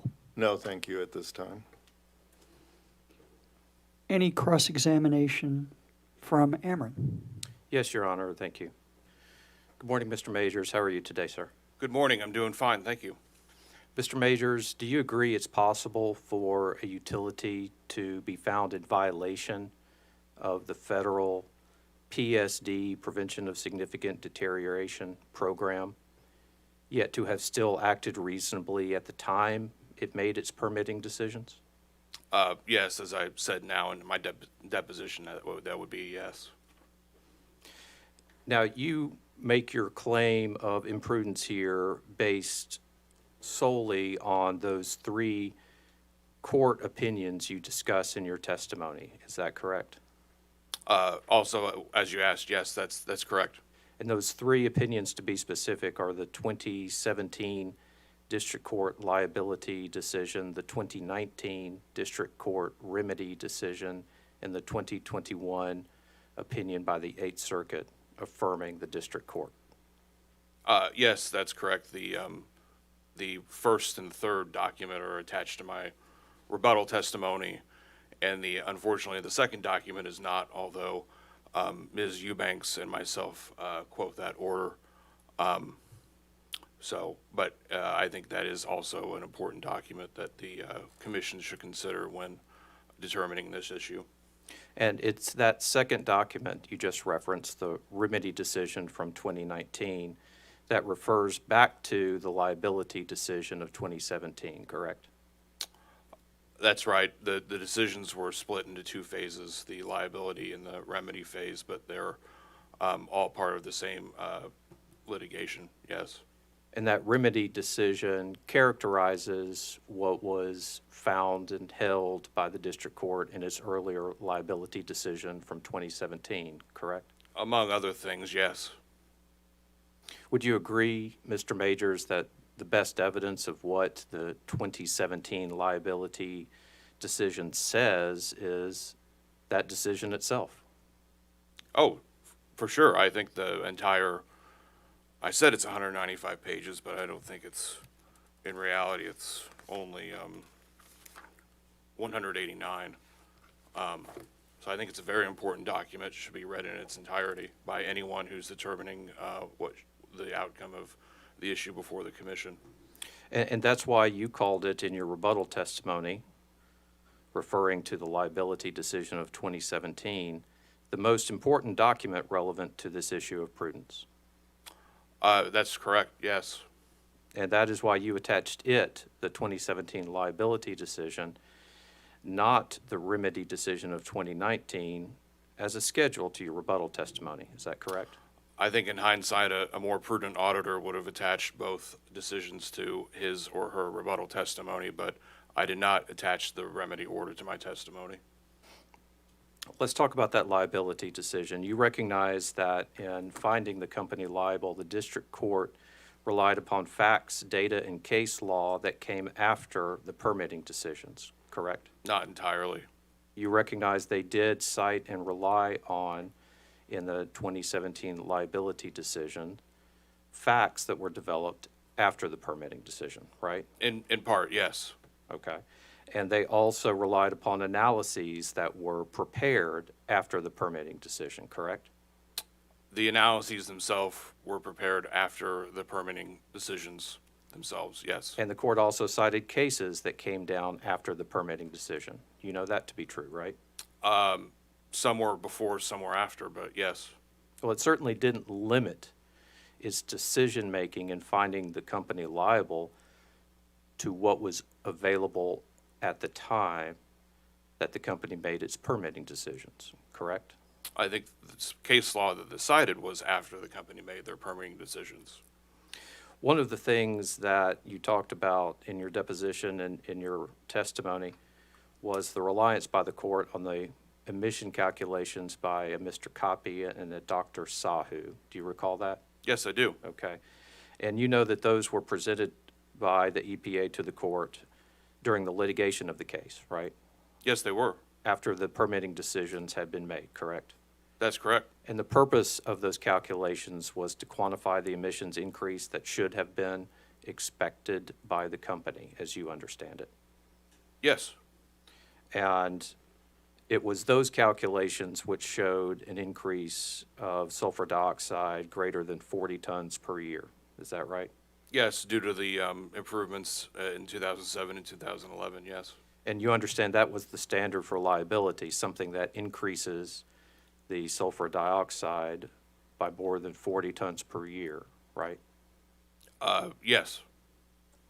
And the court adopted the Copy-Sahu calculations because they had been confirmed by the post-project data, right? It would be yes. And in fact, the court said that that actual post-project data confirmed the Copy-Sahu calculations that the court used as the basis for its liability decision. Yes. And so in this respect, the court relied upon information that was after the fact, correct? Information that was also known by Ameren as well before the fact, but The emissions data is what I'm talking about, sir. The data of actual emissions that came after the project was not something the company had before it when it made its pre-project determination, was it? right, that's half of the analysis. The other half is what was done before the project was commenced.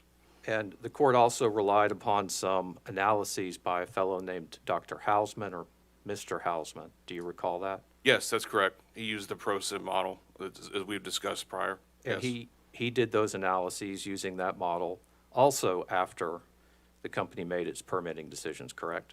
That's correct.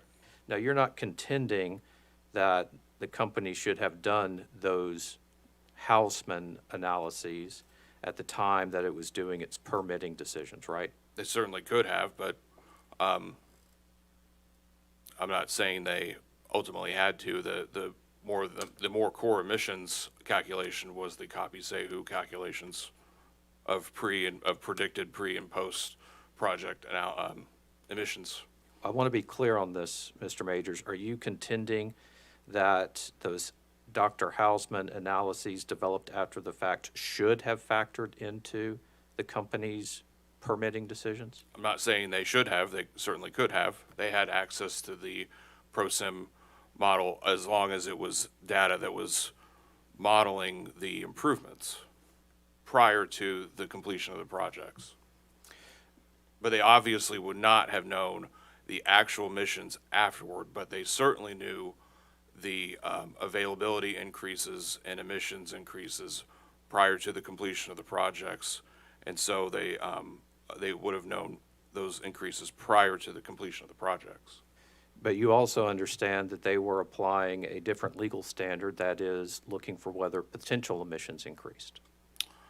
I think it was the same analysis that the EPA had been using, as the court noted, since '99. Can you answer my 1999, I'm question? sorry. Can you answer my question, sir? You know, as a fact, do you not, that the company was applying a test of whether the potential emissions would increase in order to make their permitting decisions? I think the problem was they didn't analyze the potential emissions based on the replacements. So they didn't do the analysis. So you're not aware of what sort of emissions evaluations they actually did before they did the permits? Well, I think Mr. Whitworth testified that they didn't analyze it in that regard because they didn't believe that the RMRR, routine maintenance, repair, and replacement exclusion, they believed that applied. And the court found that they were wrong, so they didn't do any kind of emissions calculations. I think that's what Mr. Whitworth testified, but certainly Mr. Whitworth's testimony would be more accurate than my recalling of that right here. Fair enough.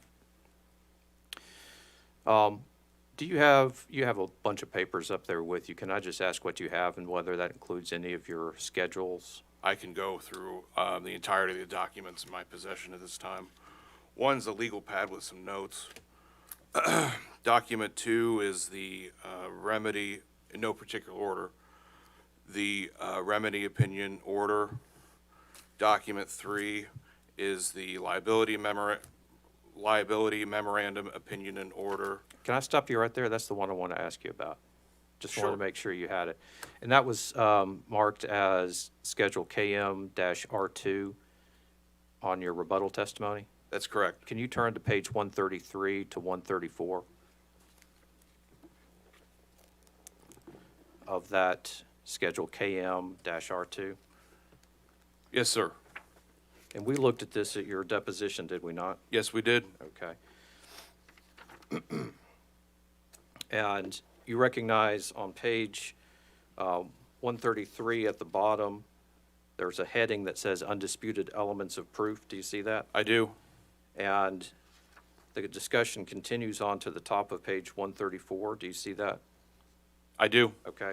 The court is laying out what are the elements of proof here on page 133 to 134 for liability under the PSD provisions of the Clean Air Act. Do you understand that? I do. Okay. And the first element in the first bullet says Ameren is a person under the applicable law and the owner and operator of the Rush Island facility. Do you see that? That's a correct reading, yes. It goes on to give the citation, but I'll skip that.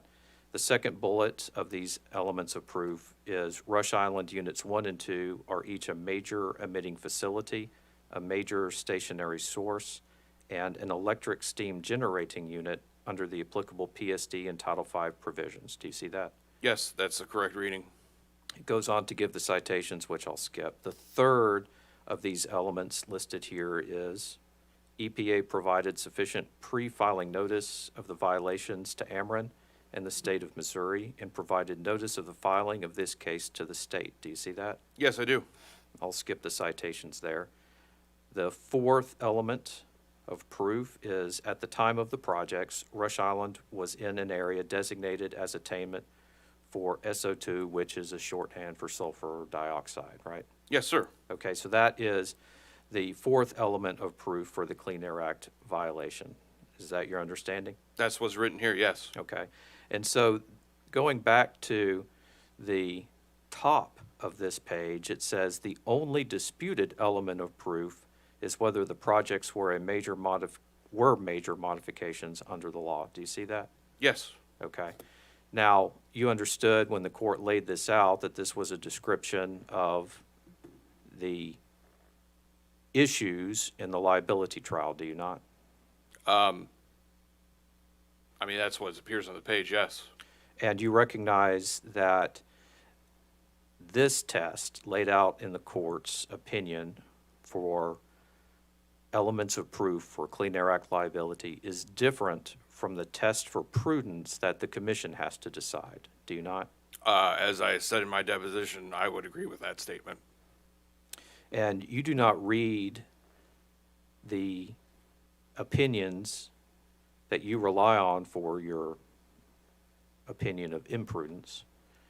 You don't read any of those opinions to say that the Clean Air Act issues that were up for trial were about negligence, correct? Oh, that's correct.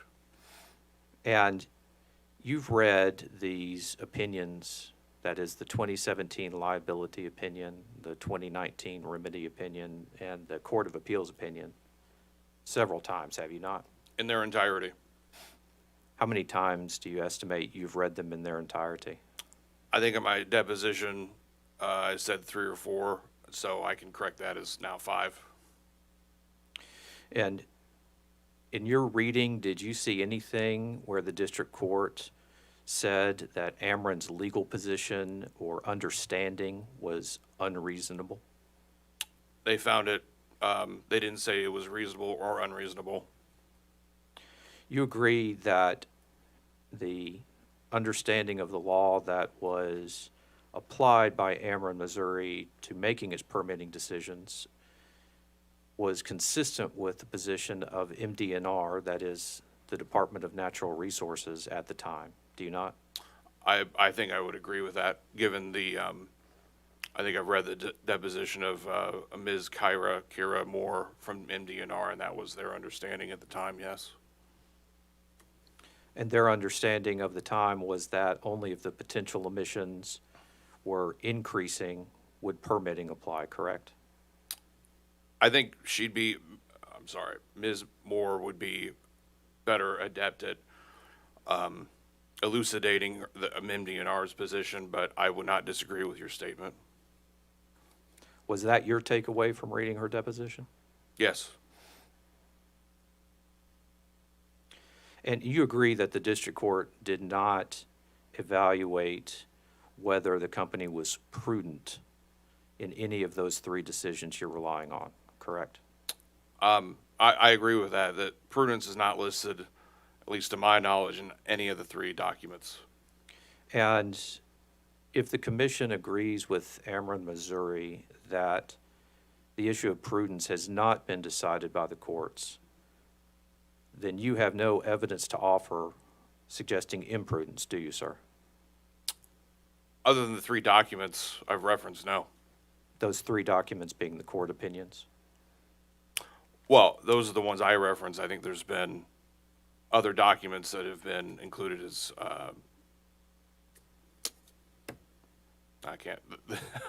they've been included as exhibits. And so I think the commission should consider those as well, but the documents I evaluated when determining my opinions were the three documents. And those are the three that you're relying on for your position that the company acted imprudently? That's correct. I have no further questions at this time. Are there any commission questions? I hear none. I have a few questions for you, Mr. Majors.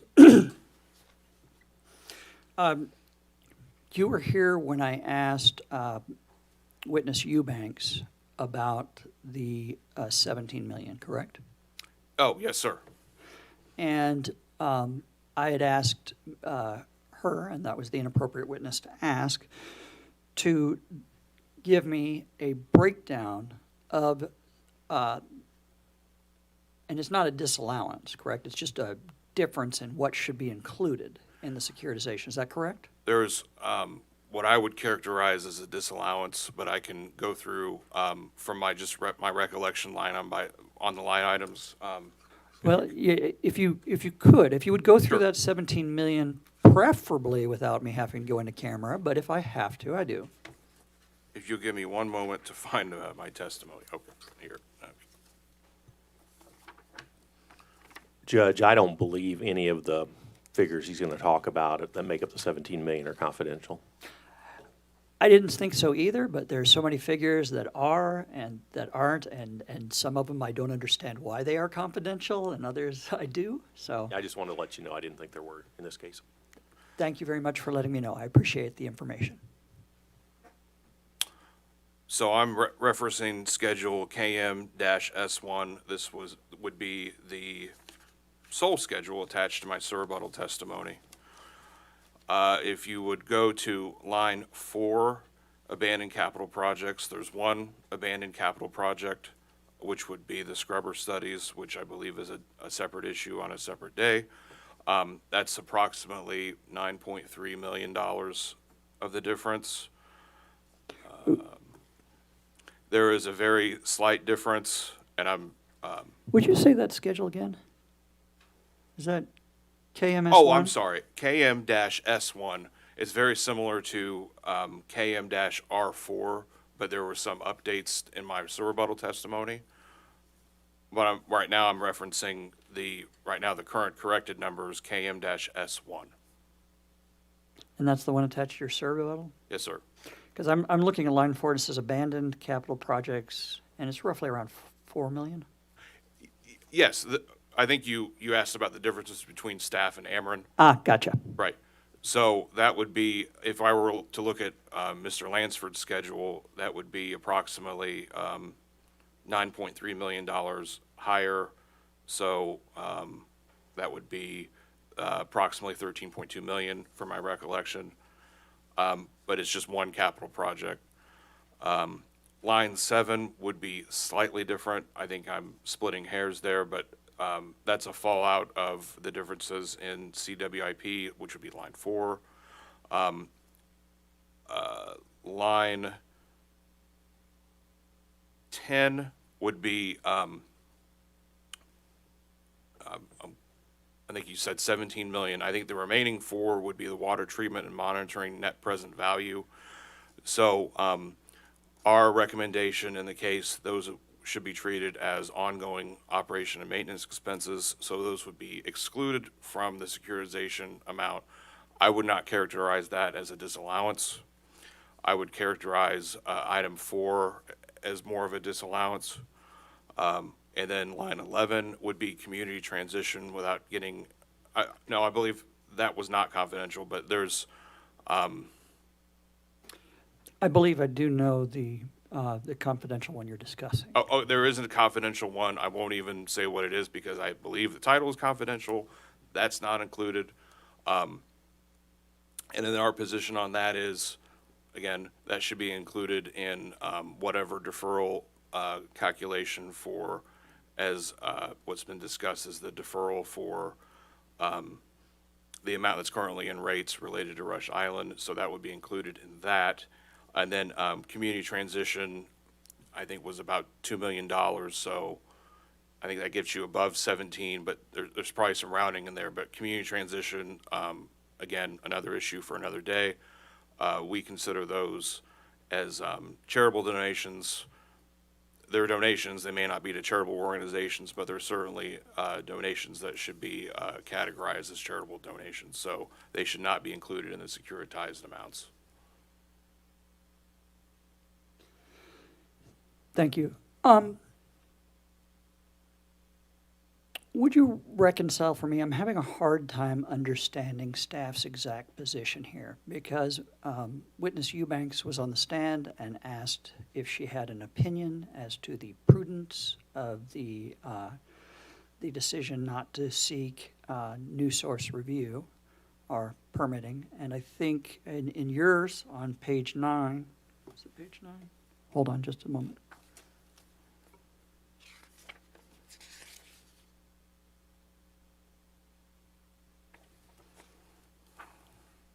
Yes, on page 9, it says, yes, I agree with Ms. Seaver that the findings of the United... Is that the one I wanted? Hold on just a moment.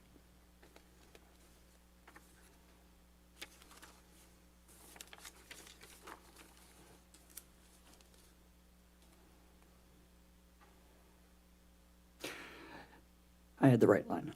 Yes, I agree with Mr. Seaver that findings in the United States District Court Memorandum Opinion and Order in the liability phase support both staff and OPC's contention that Ameren, Missouri's decisions were imprudent. And since the liability decision concerns the Ameren, Missouri not seeking the NSR PSD permitting, I'm having a hard time reconciling what staff's position is. Why is there a difference between these two staff witnesses on whether or not there was imprudence?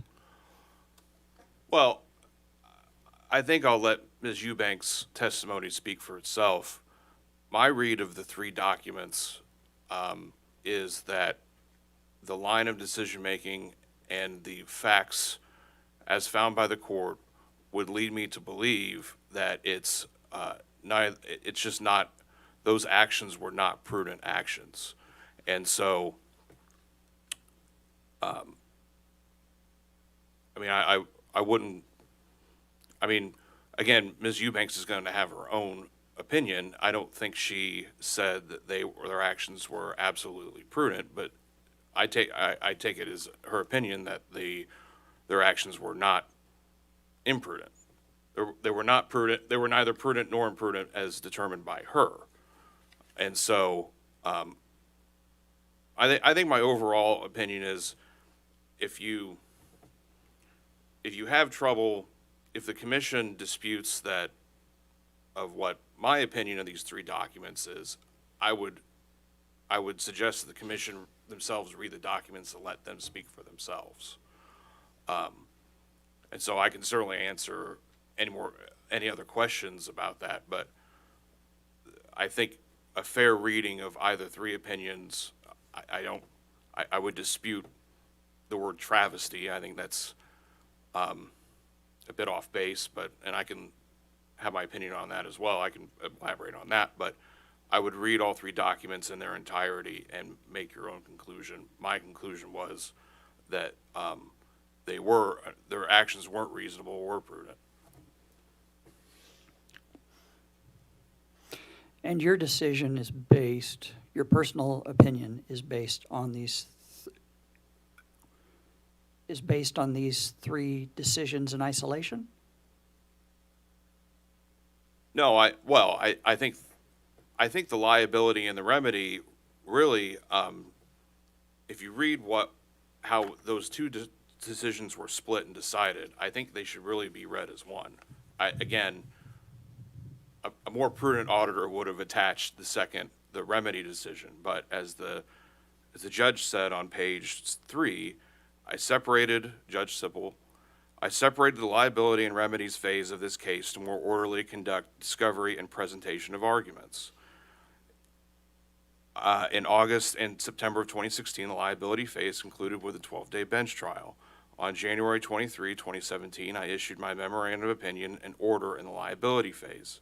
I found that Ameren violated the Clean Air Act, 42 U.S.C. Section 7470 et sequitur, by overhauling its coal-fired boilers at Rush Island without obtaining the required permits. And then it goes on and describes the liability phase. But the remedy phase, while it describes, and again, that's disputed as what the judge said is disputed and what exactly it means, I would read them as one. But the liability phase really dissects what were the decisions at the time, what the enforcement actions were and as the court said, it was starting in 1999.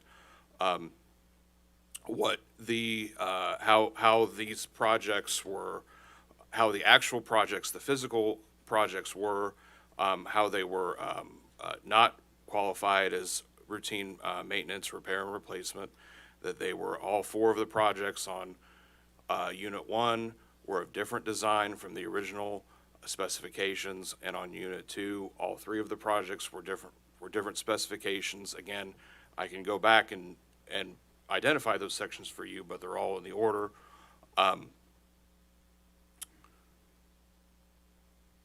I think that's, I think I lost my train of thought, but I hope I answered your question.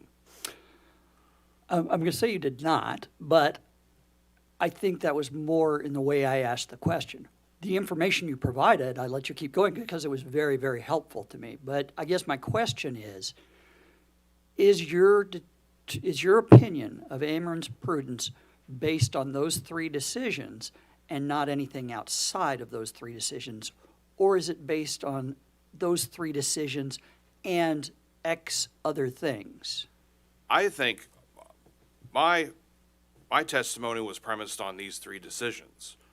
I don't think it would be fair for me to say that the commission should limit its consideration to determine this issue on just those three opinions. I think there's been exhibits. I think that the commission should take all the evidence. More is always more. So the commission should take in all the evidence into account in this proceeding to make a fair determination of whether or not Ameren, Missouri was prudent and reasonable in their decision-making. And I very much want to read all three decisions and consider them. Again, I'm going to come back to this. Do you know what staff's, I understand what your position is, and I understand that witness Eubanks may be in the undecided category. or not yet determined category. But I guess what I don't understand again is, do you know what staff's position is? Okay. So our position is that, while our position is that Ameren was found to be, considering all the totality of the evidence, imprudent in its decision-making, that there's no actual adjustment to be made currently to the Rush Island amount to be securitized right now. I think, as Ms. Eubanks spoke on the witness stand, that if you take into account the future harm to ratepayers due to the ongoing remedy discussions with the court and decision with the court, I think that could certainly, what the outcome of those proceedings could have financial ramifications for Ameren, for Ameren's ratepayers, should Ameren, and I suspect they will, ask for the economic, the whatever amounts and expenses are being incurred due to the remedy. They're going to ask, the assumption is they would ask for the recovery through that, through some mechanism in rates. And so, while I know that there's been much conversation about, are we just preserving this for some kind of future harm? Yes, that's true, but this is now the second time that there has been second round of testimony filed. I suspect that even if the commission finds them that they were not prudent, that we're going to have a third round of testimony from probably the same witnesses and litigation from the same attorneys about how should the economic damages from the remedy portion of the trial, how should those impact Ameren ratepayers? So, yeah, even if the commission decides something here, I can almost guarantee this won't be the last time I'll be here or they'll be here.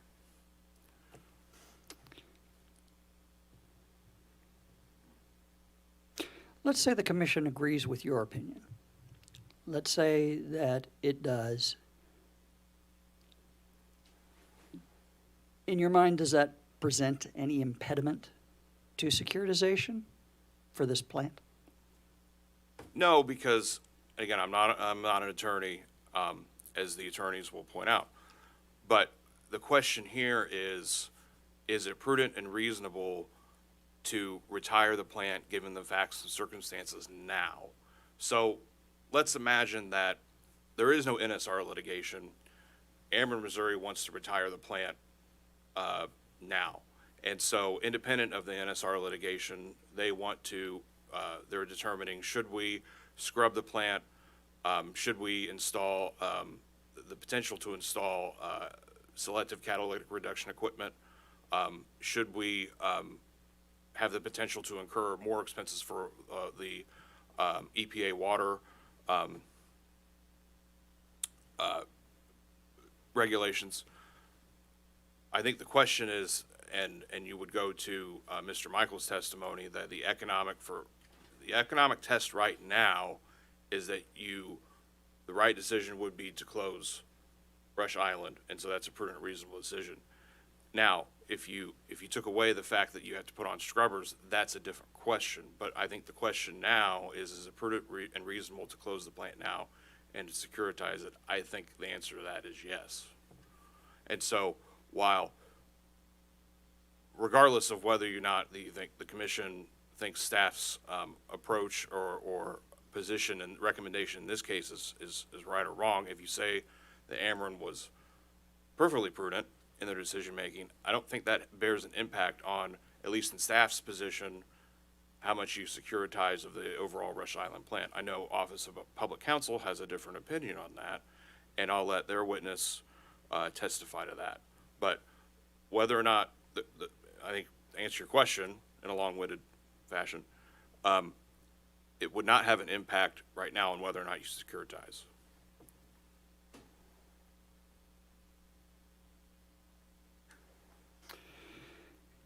Any recross based on bench questions? Public counsel? No, thank you. Ameren? Just a few, Your Honor. Thank you.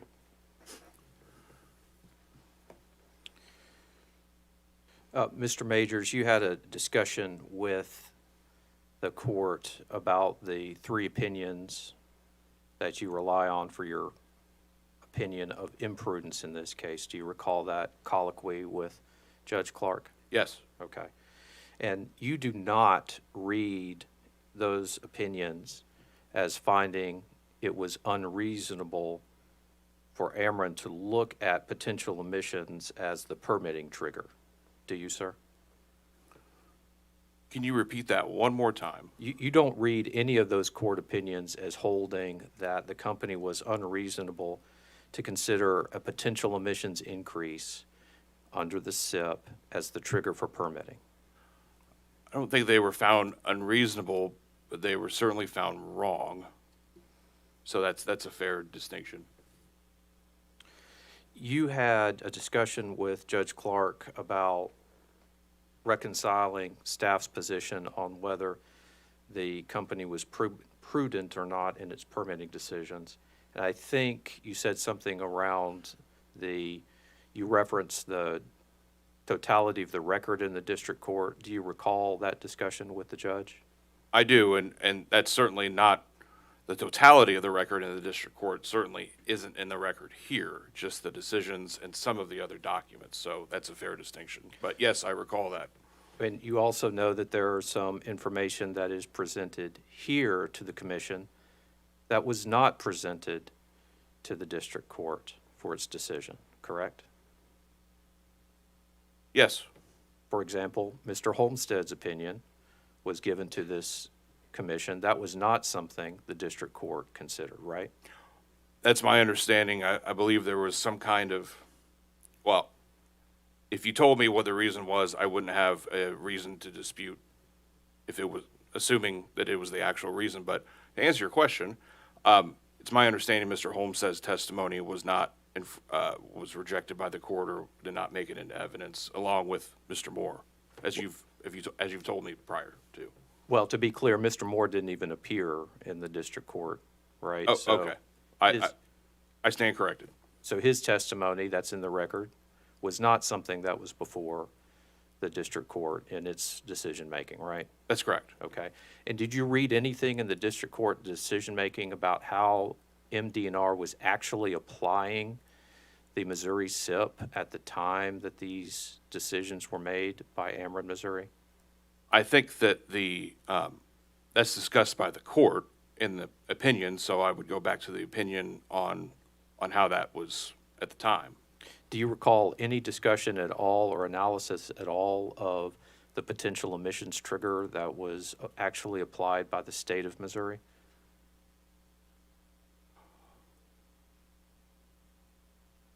I mean, I know it's in the opinion, but I couldn't give you a good answer, right, as I sit here. And you understand that for sources in Missouri, the relevant permitting authority for these new source review permits is the MDNR? Yes, that's correct. That's all I've got. Any redirect from staff? Yes. I'm going to take you back to the beginning. Do you recall when counsel for Ameren asked if it was possible for a utility to be in violation but not be imprudent? Yes. Would you have an opinion on if it's more or less likely that a utility that is found in violation was not acting prudently?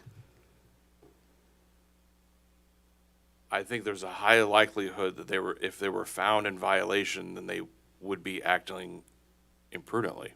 I would agree with that statement.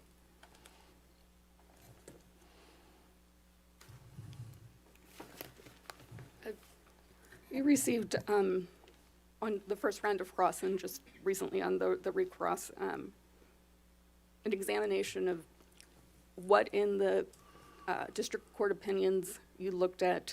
If you looked at anything outside those district court opinions, do you recall those lines of question? Yes. And you relied on things outside of just the 3 court opinions, correct? I'm going to object to that leading question. Rephrase. Give it a try. What else did you rely on in that docket?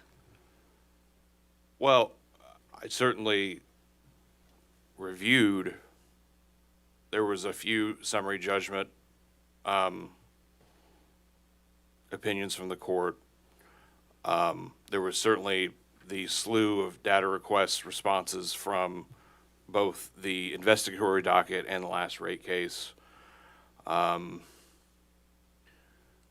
did, I think, briefly take a look at the DNR rules, whatever the reference was, just for my own edification to understand the whatever the site was. And is that true for the district court docket as well? They don't call them data requests, but that you looked at.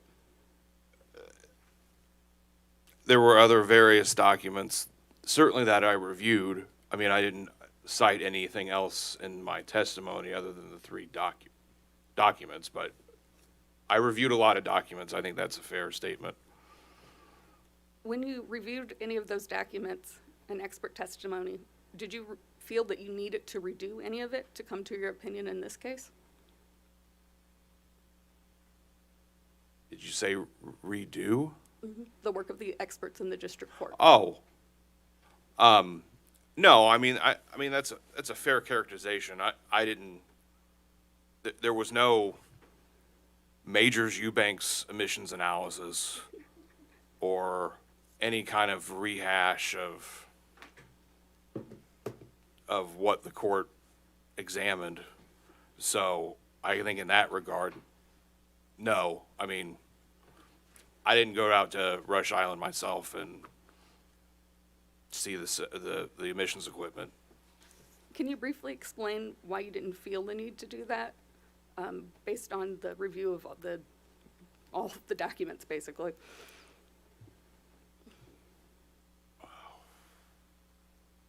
Well, I think if you read the opinions as a whole, they give you pretty much all the information you need to make.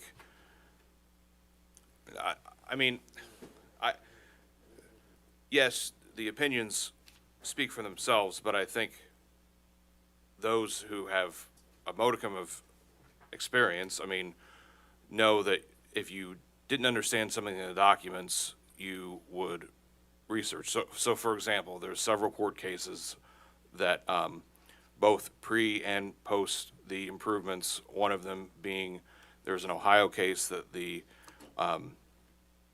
court references, and for sure, there's no question that I would have, in some cases, looked and read those opinions separately, which would have formed and put context into what the court determined, but those wouldn't have been documents in most cases. I didn't reference those in testimony, but a reasonable person reading the documents, if there was a reference to a court case, they would research the court case. That's how you kind of dissect witness testimony. If there's something there that a witness references, you would want to be informed of the facts that they were relying on. Would you say that's unusual for auditors to rely on evidence and conclusions from other experts in the field? Oh, we rely on, well, I think we rely and evaluate the expert opinions on other individuals in the field. So for example, it's routine every rate case, at least the ones that I've been involved in, we review the external audit work papers. And so I know that has really nothing to do with what is here, but it's analogous to you review other expert opinions. So if the external auditors have an unqualified opinion on the integrity and accuracy of the books and records of the company, then that gives us at least some level of assurance that the books and records are being kept in accordance to generally accepted accounting principles. And so that kind of example, we would review, just like I reviewed all the testimony filed by Ameren's experts. In this case, I reviewed the testimony of Office of Public Counsel's experts in this case. So, yes, we rely on expert testimony. I think it's answered your question.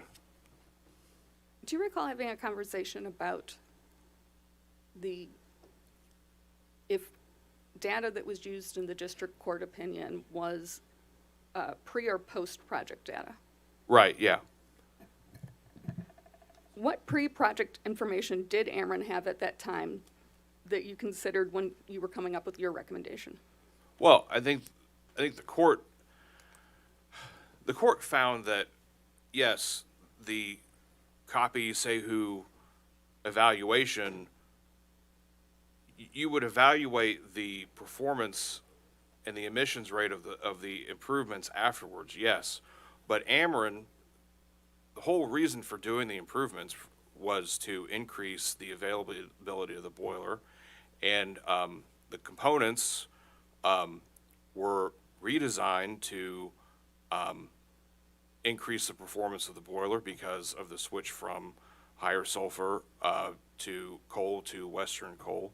And so the whole point of the improvements was to increase the availability of the units, which I think it's a good thing that they improve the plant. I mean, you would want more availability. You would want to squeeze every last megawatt hour out of that unit, like you would all baseload power plants. I think that answered your question. You were also asked by counsel for Ameren if you thought any particular test should be used. Do you recall that? Or if Ameren at the time should have used any particular Right. test? Do you have concerns about the amount of testing?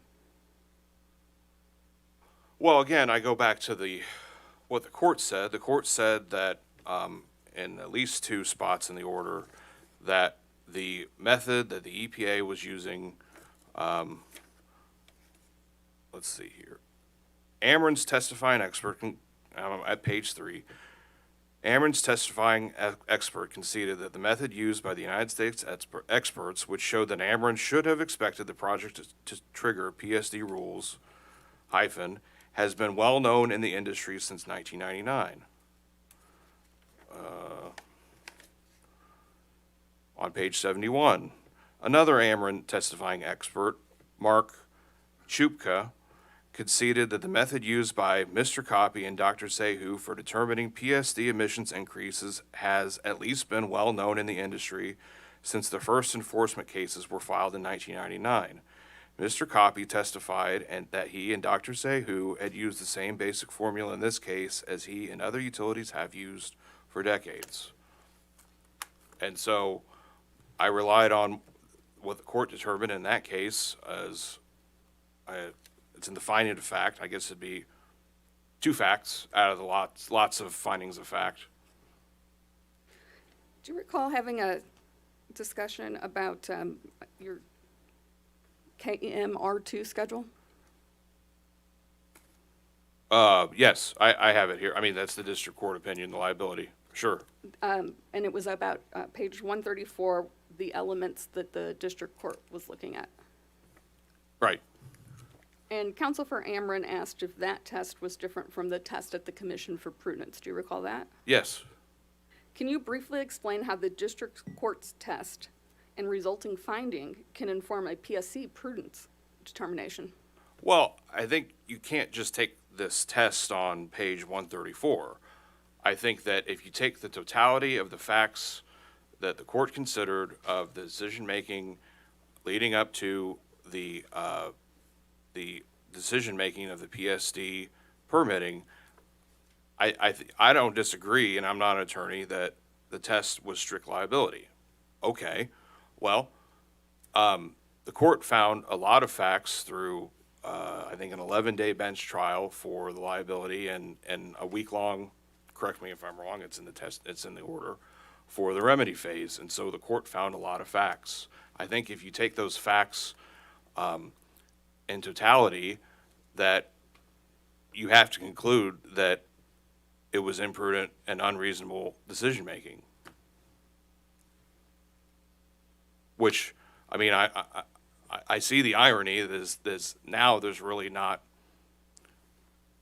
there's no impact now, but the impact comes when Ameren has to buy $75 million worth of HEPA filters, or 20 or 200, depending on if you ask the EPA or in the Department of Justice, 20 or 200 electric buses. I mean, that's where the economic impact. And like I said before, I can't imagine a world where Ameren would not request some kind of rate recovery of those amounts.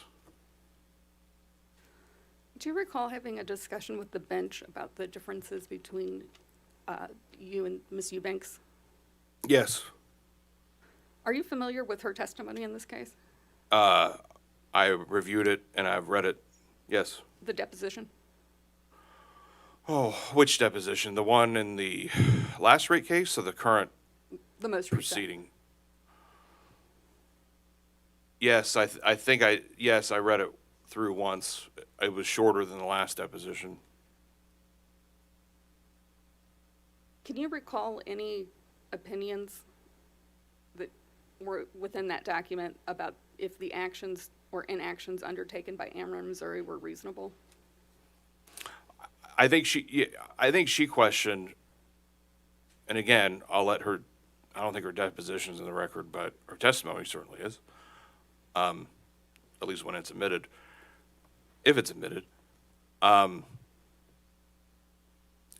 think she took issue with, she may have said that their decision-making was unreasonable. I don't think she went so far as to say they were imprudent. So, I mean, I don't fault her for that. Her testimony is what her testimony is. And finally, going back to the 3 opinions, the district court cases, you were asked on recross about those opinions, and if it was just those 3 opinions that you premised your opinion on. Do you remember Counsel for Ameren asking you that? Yes. Did you compare the evidence in those 3 opinions with your experiences in this industry? Oh, for sure. I mean, I think everything that my experiences in filing testimony and reading and studying these issues over the last 17 years would assist my understanding of the 3 documents, for sure. And then one last question. Do you recall a conversation with Counsel for Ameren about, I believe Karen Moore was brought up, and in DNR's understanding or what their belief of the admission increase in permitting intersection? Yes. Who's the highest authority for that enforcement, though? Well, my understanding is it was delegated by the EPA, by probably first by Congress, and then to the EPA, and then the states would have state implementation plans. I think the overall enforcement actions would have been at the EPA level, not necessarily at the state of Missouri. Now, since there's 50 states, that some of those states don't have state implementation plans, that has been noted in the record, and so those would have the EPA would have more of a direct link. But ultimately, how the EPA enforces the PSD and NSPS rules, ultimately that enforcement is done by the EPA. And so, yeah. Do you recall if at that time there's anything that you can point to that the EPA may have had a different interpretation than MDNR? Well, I would go back to the method that the EPA was enforcing. And, I mean, I don't dispute any, well, I dispute some of the testimony by Mr. Moore, but yes, there was some changes in the way, in the enforcement and whatnot during the switch in administration, whatnot, but as the court noted, that methodology, one, was at least visible to Ameren since visible to utilities since 1999. And I think Ameren disputed in the liability phase that, yes, that the projects were viewed not by the judge, not as individual components, but as a project on the whole. If you go back to the opinion, the judge said, and I'll let him speak for himself, that even if he didn't include the projects and evaluate them as a whole, even individually, they did not qualify as routine maintenance, replacement, repair and replacement, or replacement, repair. Take your pick. I think that answered your question. It did, and I have no further questions. Thank you. I have a commission question for the witness. Thank you, Judge. Good morning. Morning. You had mentioned in the previous discussion that you thought that squeezing every megawatt out of an asset was the appropriate approach for prudency. Is that an accurate rephrase of your position? Well, I don't know that I would link that to prudent. Well, I think that for sure, it would be prudent to squeeze absolutely every megawatt hour of an asset, especially if it's an asset like Rush Island. I don't think that's for sure not specific to Rush Island. I think every baseload unit and really every generating asset, you want the utilities would want to squeeze every single megawatt hour possible out of that asset. And so that's why you have projects like the improvements at Rush Island. I can go here ad infinitum about other utility projects that are designed to increase reliability, increase availability. As recent as the last decade, I mean, you're making improvements to plants like Wolf Creek to squeeze every available megawatt out of that unit. And so I think a prudent utility would make those improvements. And certainly, I would say that the staff, and more importantly, the commission, has been supportive of those kind of improvements. But on the other hand, when you make improvements and environmental equipment additions, those actually reduce the amount of megawatts coming out of the plant. But again, staff and the commission has been generally supportive of those improvements because they reduce certainly the liability and the risk of other improvements and a violation being alleged by the EPA, and you reduce the amount of SO2 and NOx allowances that you have to purchase, and there's the overall societal benefit of cleaner air. So, I mean, both squeezing as many megawatts as possible is the overall goal and a good goal. So then let me ask then, the legislation that was recently passed that we're evaluating now for securitization, do you believe that legislation provides retirement as a prudent option? Yeah, yes, I think. Well, I think in the prior for Asbury, that determination was done. So let me put it this way: before the legislation was passed, your position of we should spend money on scrubbers because this asset won't naturally retire until 2039. That would be a prudent measure to make that asset essentially federally appropriate for the new standards, right?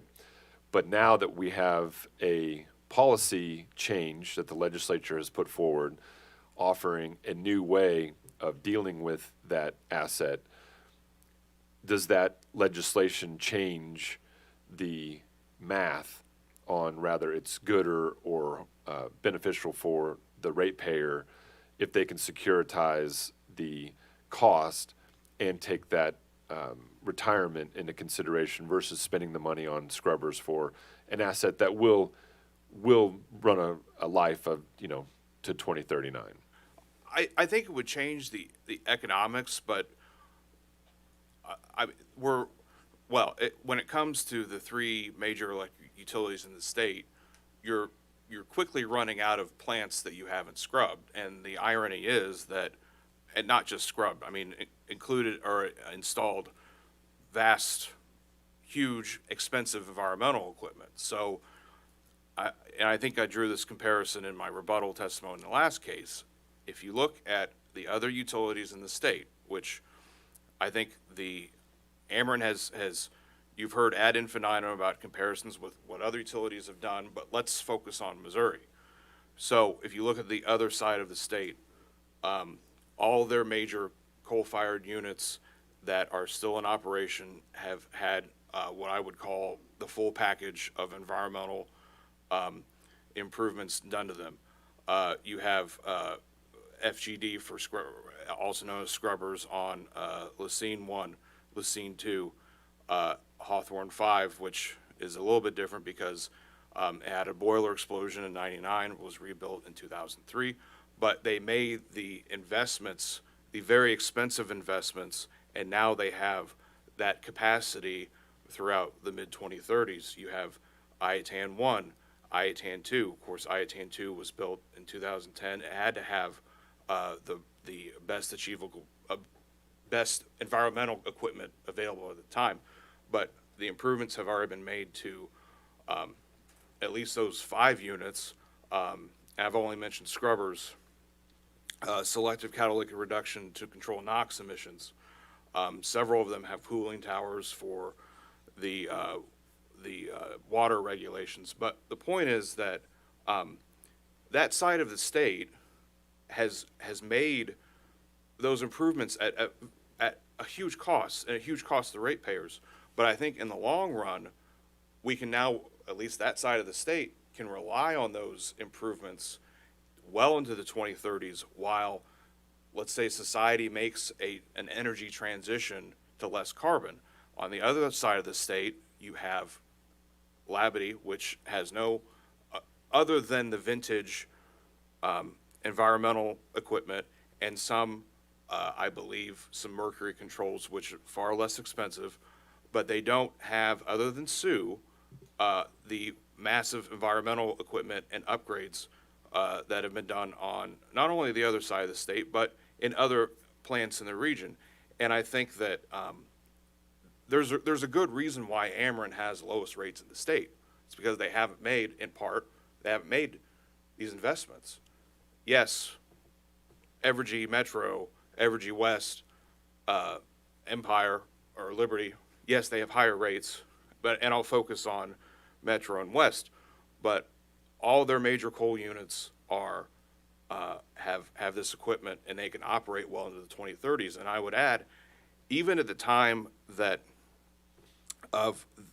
these improvements were made, even utilities as small on its own, Evergy West, formerly GMO, formerly Aquila, even when they were having financial difficulties, they still made the investment on Sibley 3, and they also made investments under the management of Evergy Metro to make those investments at Iatan 1 and preserve those invaluable assets well into the 2030s, and in fact for Iatan 2 through 2050 if the unit can operate. Well, let me follow up on that then. I know it's impossible to predict what the federal government will do in the future, or what the EPA will do, or who even is going to reside in the executive office to sort of lead that. But do you believe that the environmental impacts made, you talked about on the eastern side of the state, that those costs have already been borne by the ratepayers? do you believe that with the trajectory of federal policy that they will actually be able to operate into, let's say, 2035 or 2040, that reduction in emission is going to be enough to satisfy those environmental markers that the EPA is striving for? I think it really hinges on, it's certainly a huge unknown on what carbon sequestration, what those impacts, if those come to fruition, will have on the larger coal units. There's also the good neighbor rule, which I believe just addresses the NOx emissions. That's been taken care of on the western half of the state. And so it really hinges on those future regulations. But for the most part now, the western side of the state has addressed the current emissions regulations, not counting carbon. So if no policy changes, they have the environmental equipment necessary to continue operating until 2050? I think, and not getting into specific units, which I think some of those are confidential, but you have certainly the more vintage units into the 2030s. But Iatan 2 was designed to, its retirement date is in the 2050s. But keep in mind, Iatan 2 is the most, at least in the state of Missouri, the most advanced unit, the biggest unit, the cleanest unit, the most efficient unit by far in terms of net heat rate. And that unit is designed designed to go in the 2050s. And the rates reflect those advancements. Absolutely. Not only do the rates reflect those improvements, there was very unique and special rate-making treatment in the 2005 timeframe. So to enable, at that time, KCPL and its partners, Empire and now Liberty, and and at that time Aquila, to be able to invest in a $2 billion power plant. Not only invest in a $2 billion power plant, but to invest in over $500 million of environmental equipment and improvements to make to clean Iatan 1. And so the really pitch there was that pre and post, before you build Iatan 2 and to do the improvements to Iatan 1, and afterwards, you would have fewer emissions of SO2 and NOx. With an entire additional unit, you would have fewer emissions than you did with Iatan 1. And so that was part of the pitch with the collaborative effort under the regulatory plan in 2005. So to answer your question, those were billions, millions, several million, hundreds of millions of investments that yes, we paid for, and yes, those impact rates for sure, but those are, I would call them clean coal investments that will benefit ratepayers well into the future. And to be clear, obviously Rush Island would not qualify to continue operation without the investment in the environmental improvement equipment. I think that if you were going to, I think you could read Ameren's testimony, specifically Mr. Michaels, and say that even if we hadn't installed the equipment in 2011, it would not be better for customers. Okay, but that completely ignores that certainly the western side of the state, that implies that the western side of the state, they were unreasonable in installing that environmental equipment in the same time frame. I think that I'm more old school. I think that it's very important to have clean base load units that we can rely on, especially when you have extraordinary events like winter storms. If you assume that kind of thing can happen on a going forward basis, do we really want to have $300 million expenses and have to either spread those over to customers immediately or have to securitize those because we're short on generation. And I'm going to speak for myself. I don't think that's a great premise. So your testimony today is that you believe that it's better for the ratepayers to spend the money on the environmental upgrades and continue to operate Rush Island than it is to shutter the plant and securitize the costs. No, at this time, I don't think that that's economic. I think that the studies that have done, I'll let Ms. Eubanks answer that question.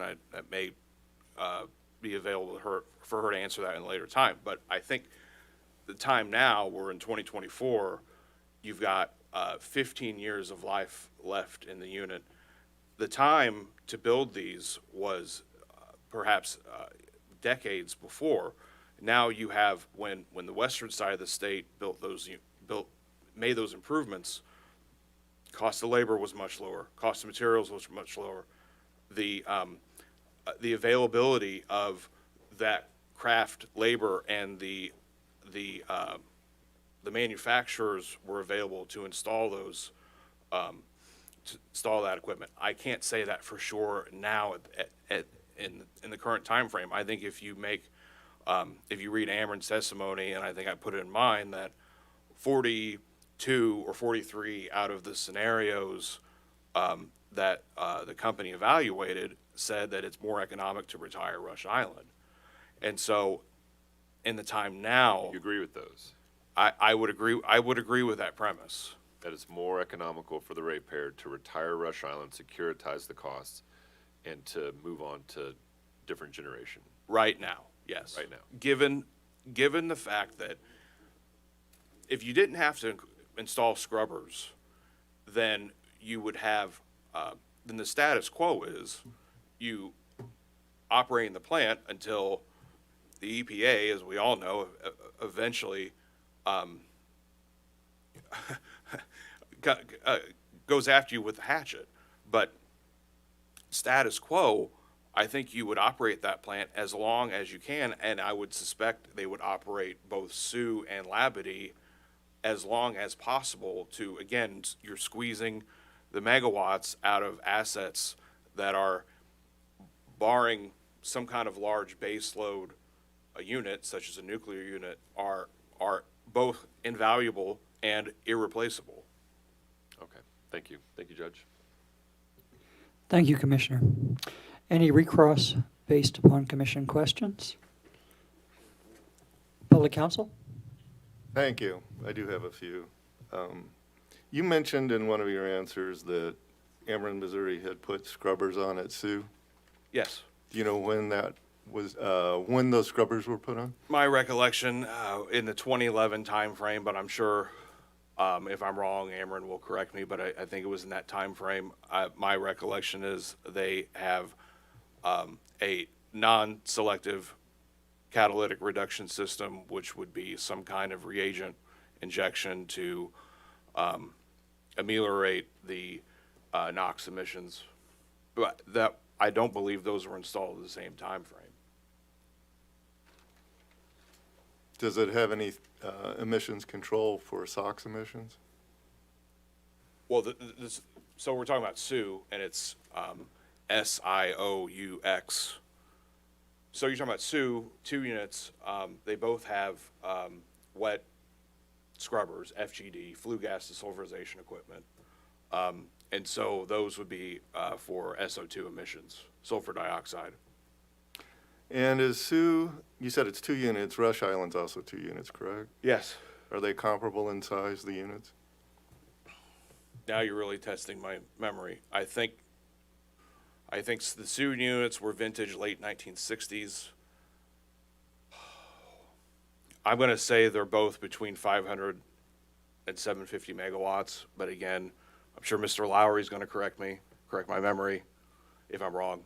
When you say both, are you talking about the units at Sioux or relative to the units at Rush Island, or? Sioux would be between 500 and 750. You're kind of the boilerplate, no pun intended, large coal-fired baseload unit. And didn't Ameren, Missouri build Rush Island in the early to mid-'70s? Yes, that's correct. Do you know why Ameren, Missouri put on the emissions control equipment at Sioux? Well, other than the obvious to control the emissions, they would have done an economic analysis on is it more economic to keep buying allowances, keep spending allowances, or to construct the scrubbers to control SO2. So there would have been an economic analysis at the time that those decisions were made. It didn't involve the new source rule, did it? Not to my knowledge. And do you know approximately what it costs for Ameren, Missouri to put the emissions control equipment on Sioux? Oh, I'll take a ballpark figure if that's the best you can do.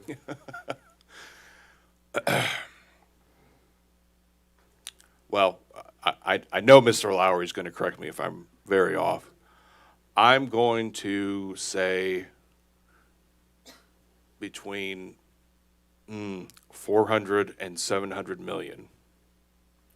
That's just based on a long recollection. But for sure, those final costs would have been, I don't have Ms. Tatro to correct my case number here, be 2011-0258, I believe.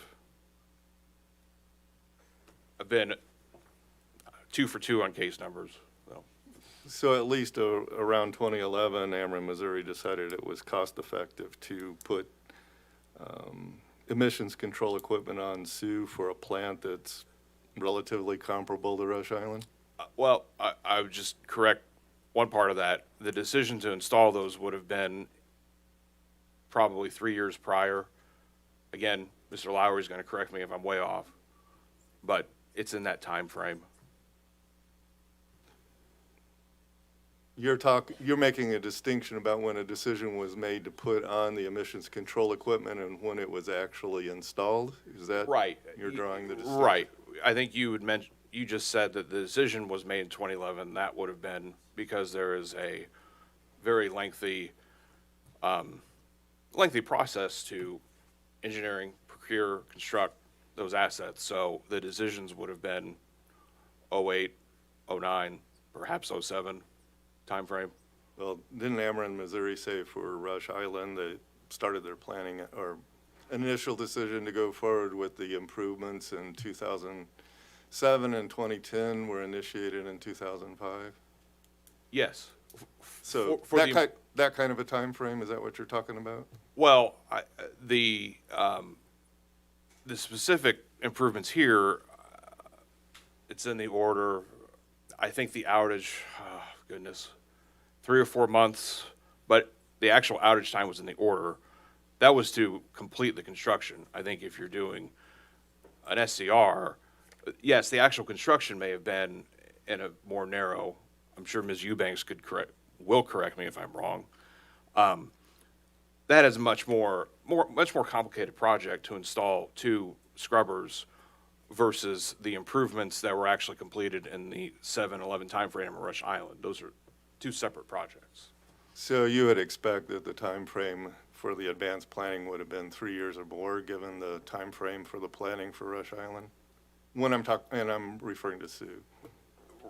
Right. Given, I'm not an engineer, but given my knowledge and experience with other projects, there's a very long lead time with that equipment and getting suppliers ready and craft labor and all the planning that goes into those improvements. There's a very long lead time. So again, I would say that's an approximate date of when those decisions would have had to been made. And do you know if Ameren, Missouri's planning on retiring Sioux in the future? I'm sure I've read a document. I couldn't tell you right here on a specific date. I know they have a projected retirement date for Sioux, Labadee, and their other units. But as I sit here, I don't know when. No further questions. Any recross from Ameren? Yes, Your Honor, thank you, briefly.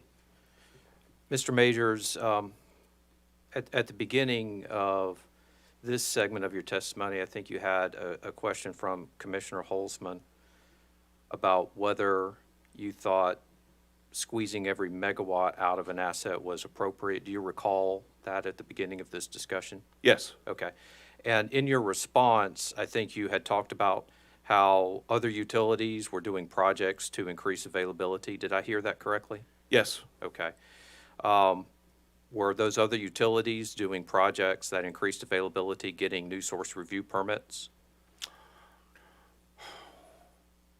To my knowledge, no, but it could have been that they were part of the argument against not getting a new source review permit is that you install the best achievable control technology for SO2 and NOx. And so as part of the improvements to IATAN 1, there was improvements in the turbine to gain,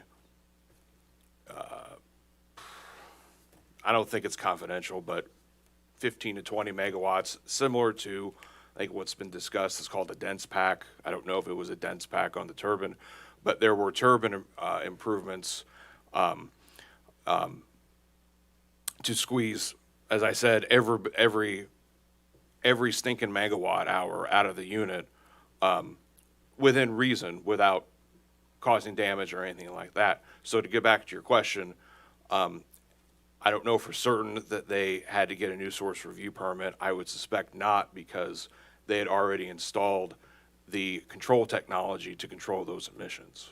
Okay. Were you aware of other utilities doing availability improvement projects that did not have the best available control technology for emissions already installed? Yes, I think you discussed that, and I discussed it in the rebuttal testimony in the last case, and you discussed it with Ms. Eubanks in her deposition. Westar, Western Resources, now Evergy, Kansas Central, they made improvements to the boiler and I believe the turbine, and so they were approached by the EPA. Well, not approached. I mean, that they had a notice of violation from the EPA, and so Was that because they didn't get a permit before doing the projects? that's correct. Yes. Okay. Let me ask you, sir, you talked about the controls at Evergy for sulfur dioxide and other criteria pollutants in one of your responses to the commissioner's questions. Would customers need to pay for the pollution control equipment that was installed at Evergy? Oh, absolutely. It's in rates now, and probably has been in rates since, at least for Hawthorne 5, since January 1 of 2007. And do you know whether Ameren, Missouri, at the time that it was making these permitting decisions for Rush Island, had sufficient sulfur dioxide allowances that would have allowed it to continue to operate the units without having to have customers pay for scrubbers? That's my understanding, yes.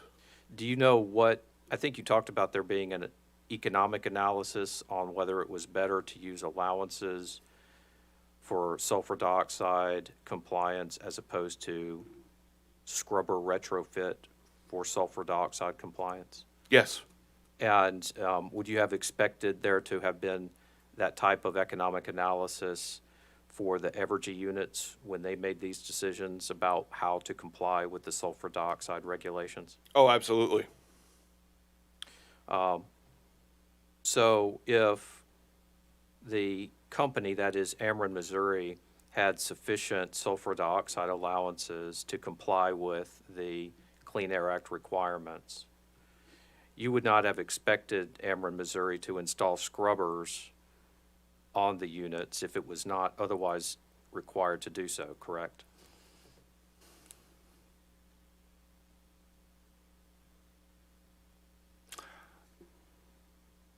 Even if you could survive with just allowances, there's no question that utilities were installing controls for pollution equipment, like I've said.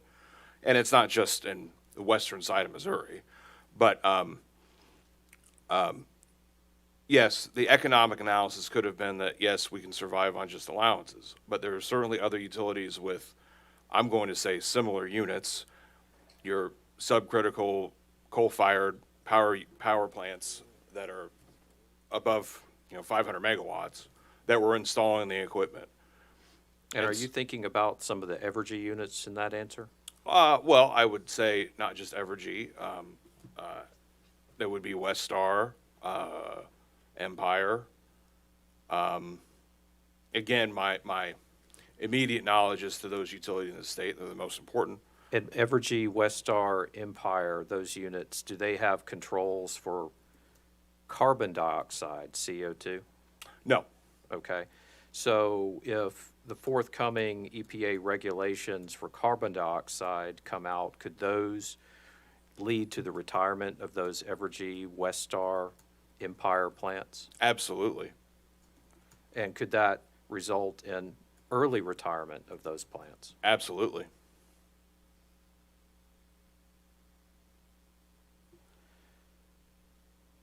Going back to the questions about allowances and comparing Ameren to Evergy, might Ameren have had more allowances than Evergy at the time that it was making the decisions whether to comply with scrubbers or to comply with allowances? That could be the possibility, and you could purchase allowances. There's a market for those. And It's- if they had more allowances at Ameren, Missouri than Evergy had at the time, would it be better for customers for them to have relied on those allowances for sulfur dioxide compliance? Perhaps from a rates perspective, I mean, it's obviously the year's 2024, and your Ameren's going forward with less pollution controls than its peers. So But you agree that the economic analysis could have shown that the right choice for the consumers, the customers of Ameren, Missouri, might have been to rely on the allowances? that's a fair statement. That's all I've got. Thank you, sir. Any redirect from staff? Yes, and I hope it's relatively brief.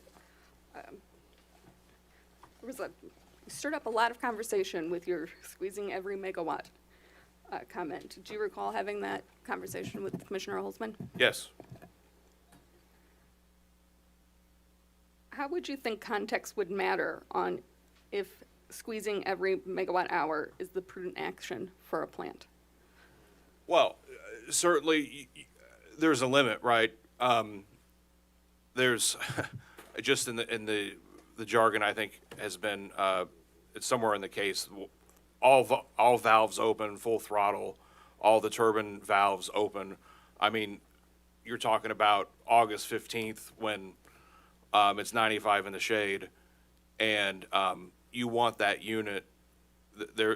You want to run the unit as with the pulverizers and the feeding as much coal as you want through the boiler, but you certainly don't want to harm the unit or operate the unit in a way that would permanently damage or even temporarily damage the unit. And the same could be said when it's -20 during Winter Storm Uri and you're wanting maximum amount of bang for your buck and the maximum amount of coal as possible going through your unit. But certainly there's the potential for the misuse of the equipment, but a prudent plant operator would not push the unit as far or farther than it could reasonably go. Could you list some items that would be important context when determining if improvements to help squeeze every megawatt hour should be added to a plant or not? Well, I think there's a misnomer. It was certainly prudent I don't think there's a question of prudent it was prudent for Ameren to install that equipment because as there's been a lot of testimony that you had availability issues with the slag buildup and the boiler and the air preheaters. And so certainly, and there's an economic analysis of that too, right? So the engineering planners would have said, well, we're going to have to spend $75 million. Is our $75 million investment for the 2 units, is that going to pay off in dividends for added off-system sales or which is kind of a archaic term, but additional sales or additional hours that you can run that unit? There's always going to be a cost-benefit analysis of turbine improvements, boiler improvements, even an economic analysis, like we've discussed with Mr. Lyra and Mr. Long, about the pollution equipment, installing that, which actually reduces the amount of megawatt capacity unit because you're increasing the what's called house load, the auxiliary load to run. When it comes to a scrubber, you got to run the ball mills, the recyclers, all the incidental equipment that is installed with the environmental controls. But there's always going to be some kind of value-added analysis on installing equipment to, again, squeeze every megawatt out of the unit. Would you have an opinion that if a utility decided that there was value added to add equipment to, again, squeeze every megawatt hour, but doing it before or without proper testing and permits? Could you say that one more time? I can try. Would you have a recommendation or an opinion on if a utility would install, and perhaps prudently,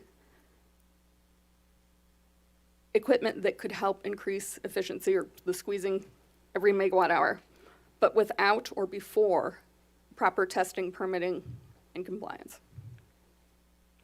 Well, I think you would want to do that. You would want to do that in concert with the economic analysis. I mean, it would make no sense if you're going to install the equipment to have to then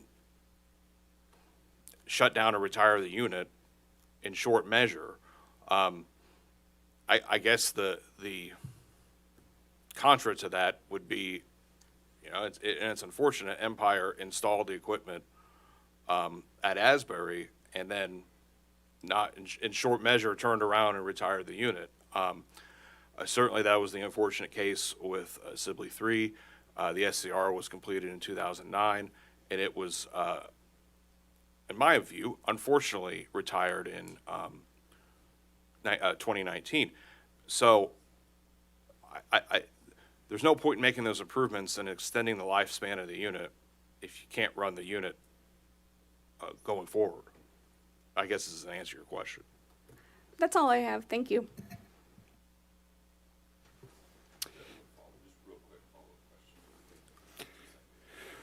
We have one more bench question, commission question. Just real briefly, based on that last inquiry, you said, as an example, Asbury or Liberty had installed some environmental equipment and then retired the unit shortly thereafter. Does these retired units retain any recycled asset value that could be repurposed either internally within the fleets that are currently existing in this state or other states or in other countries that don't have the environmentally restrictive policies in place? I mean, could these assets be sold to a country that doesn't have the same type of environmental codes? I think the potential is there. The real value in these sites is the site itself, right? So for your legacy coal plants, you've got rail. Always have rail because you have the rail in the coal, and you've got a clean source of and plentiful source of water. So the sites themselves have value. But to answer your question, could they be sold to countries abroad. One, these are very large assets. They're difficult to move. The one example that I can think of, and this is really a very, very small example, the turbine at Grand Avenue in downtown Kansas City, I believe it ended up in South America, but you're talking about probably a 3-4 megawatt back pressure turbine that was circa the 40s. So certainly, and I think you mentioned maybe salvage value. Yes, there's going to be a salvage value to the components of the plant itself. They're made of a lot of metal and equipment and copper and what have you. Is that value included in the numbers that we're looking at, the 468 million to securitize? I believe the salvage proceeds, and there will be, are included in those numbers.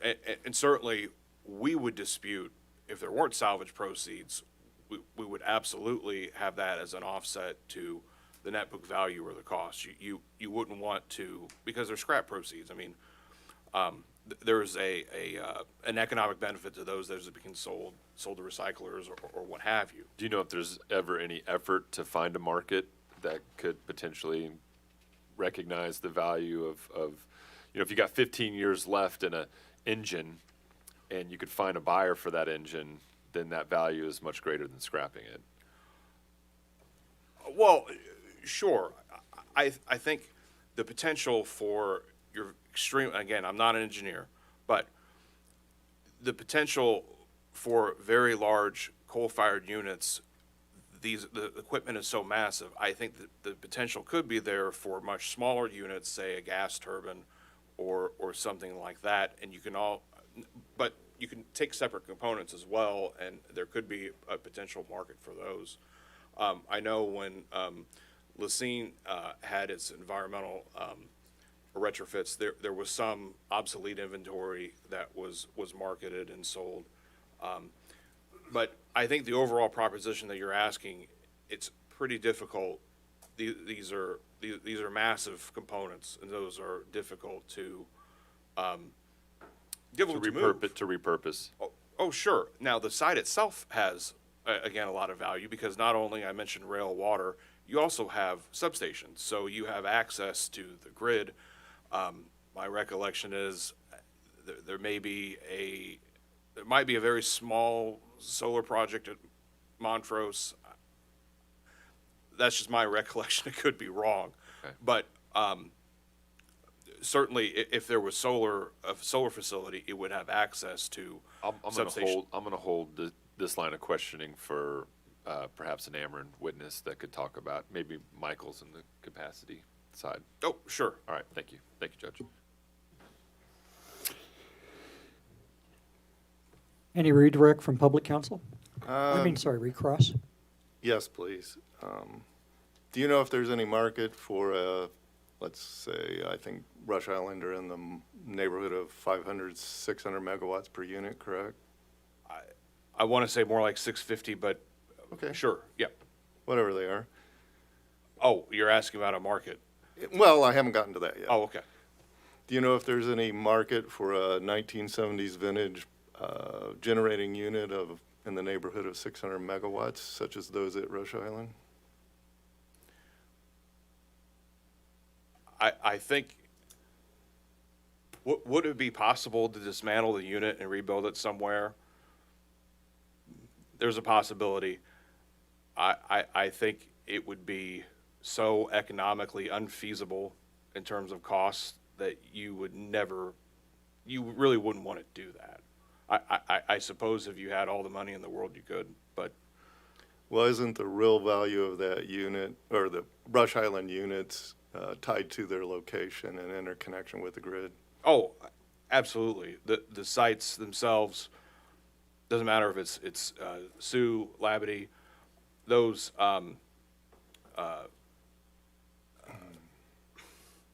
the site itself has the value. So you've got transmission access, grid access, you've got plentiful water, hopefully, depends on the Missouri River, but, and then you've got rail access. So those are very important to have in any kind of generating facility of that type.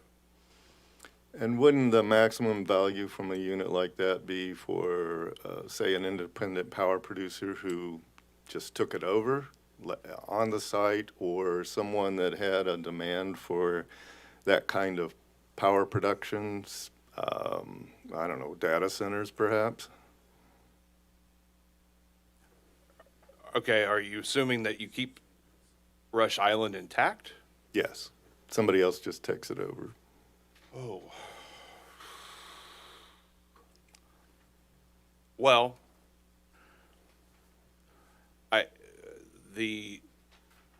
I guess where I could, the comparison maybe, and it's really not a comparison. The only other example I can think of is I believe there's a nuclear unit in the Midwest that a third party purchased in the hope of restarting it and rehabbing it.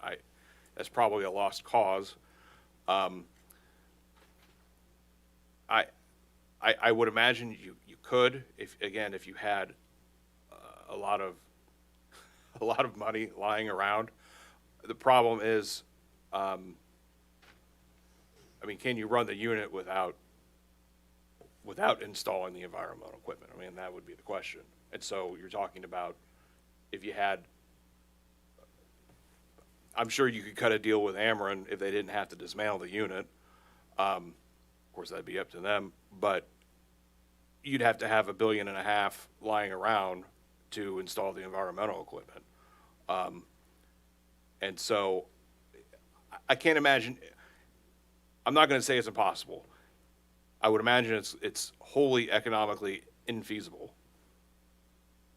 It didn't happen with Asbury, did it? No, not to my recollection. Asbury was dismantled, and I think Montrose was dismantled. It just depends on what your end goal is. If you want to leave it more or less intact, when you, of course, you can take out the money's in the copper and the metal, but if you leave it intact or you want to brownfield the site, that's really where the money comes in on dismantling the unit. Thank you. No further questions. Any requests from Ameren? No, Your Honor. Any redirect from staff? It is now 12:27. I think it's appropriate time to take a lunch break. So why don't we all come back at 1 o'clock? We will recess for lunch, and we are off the record.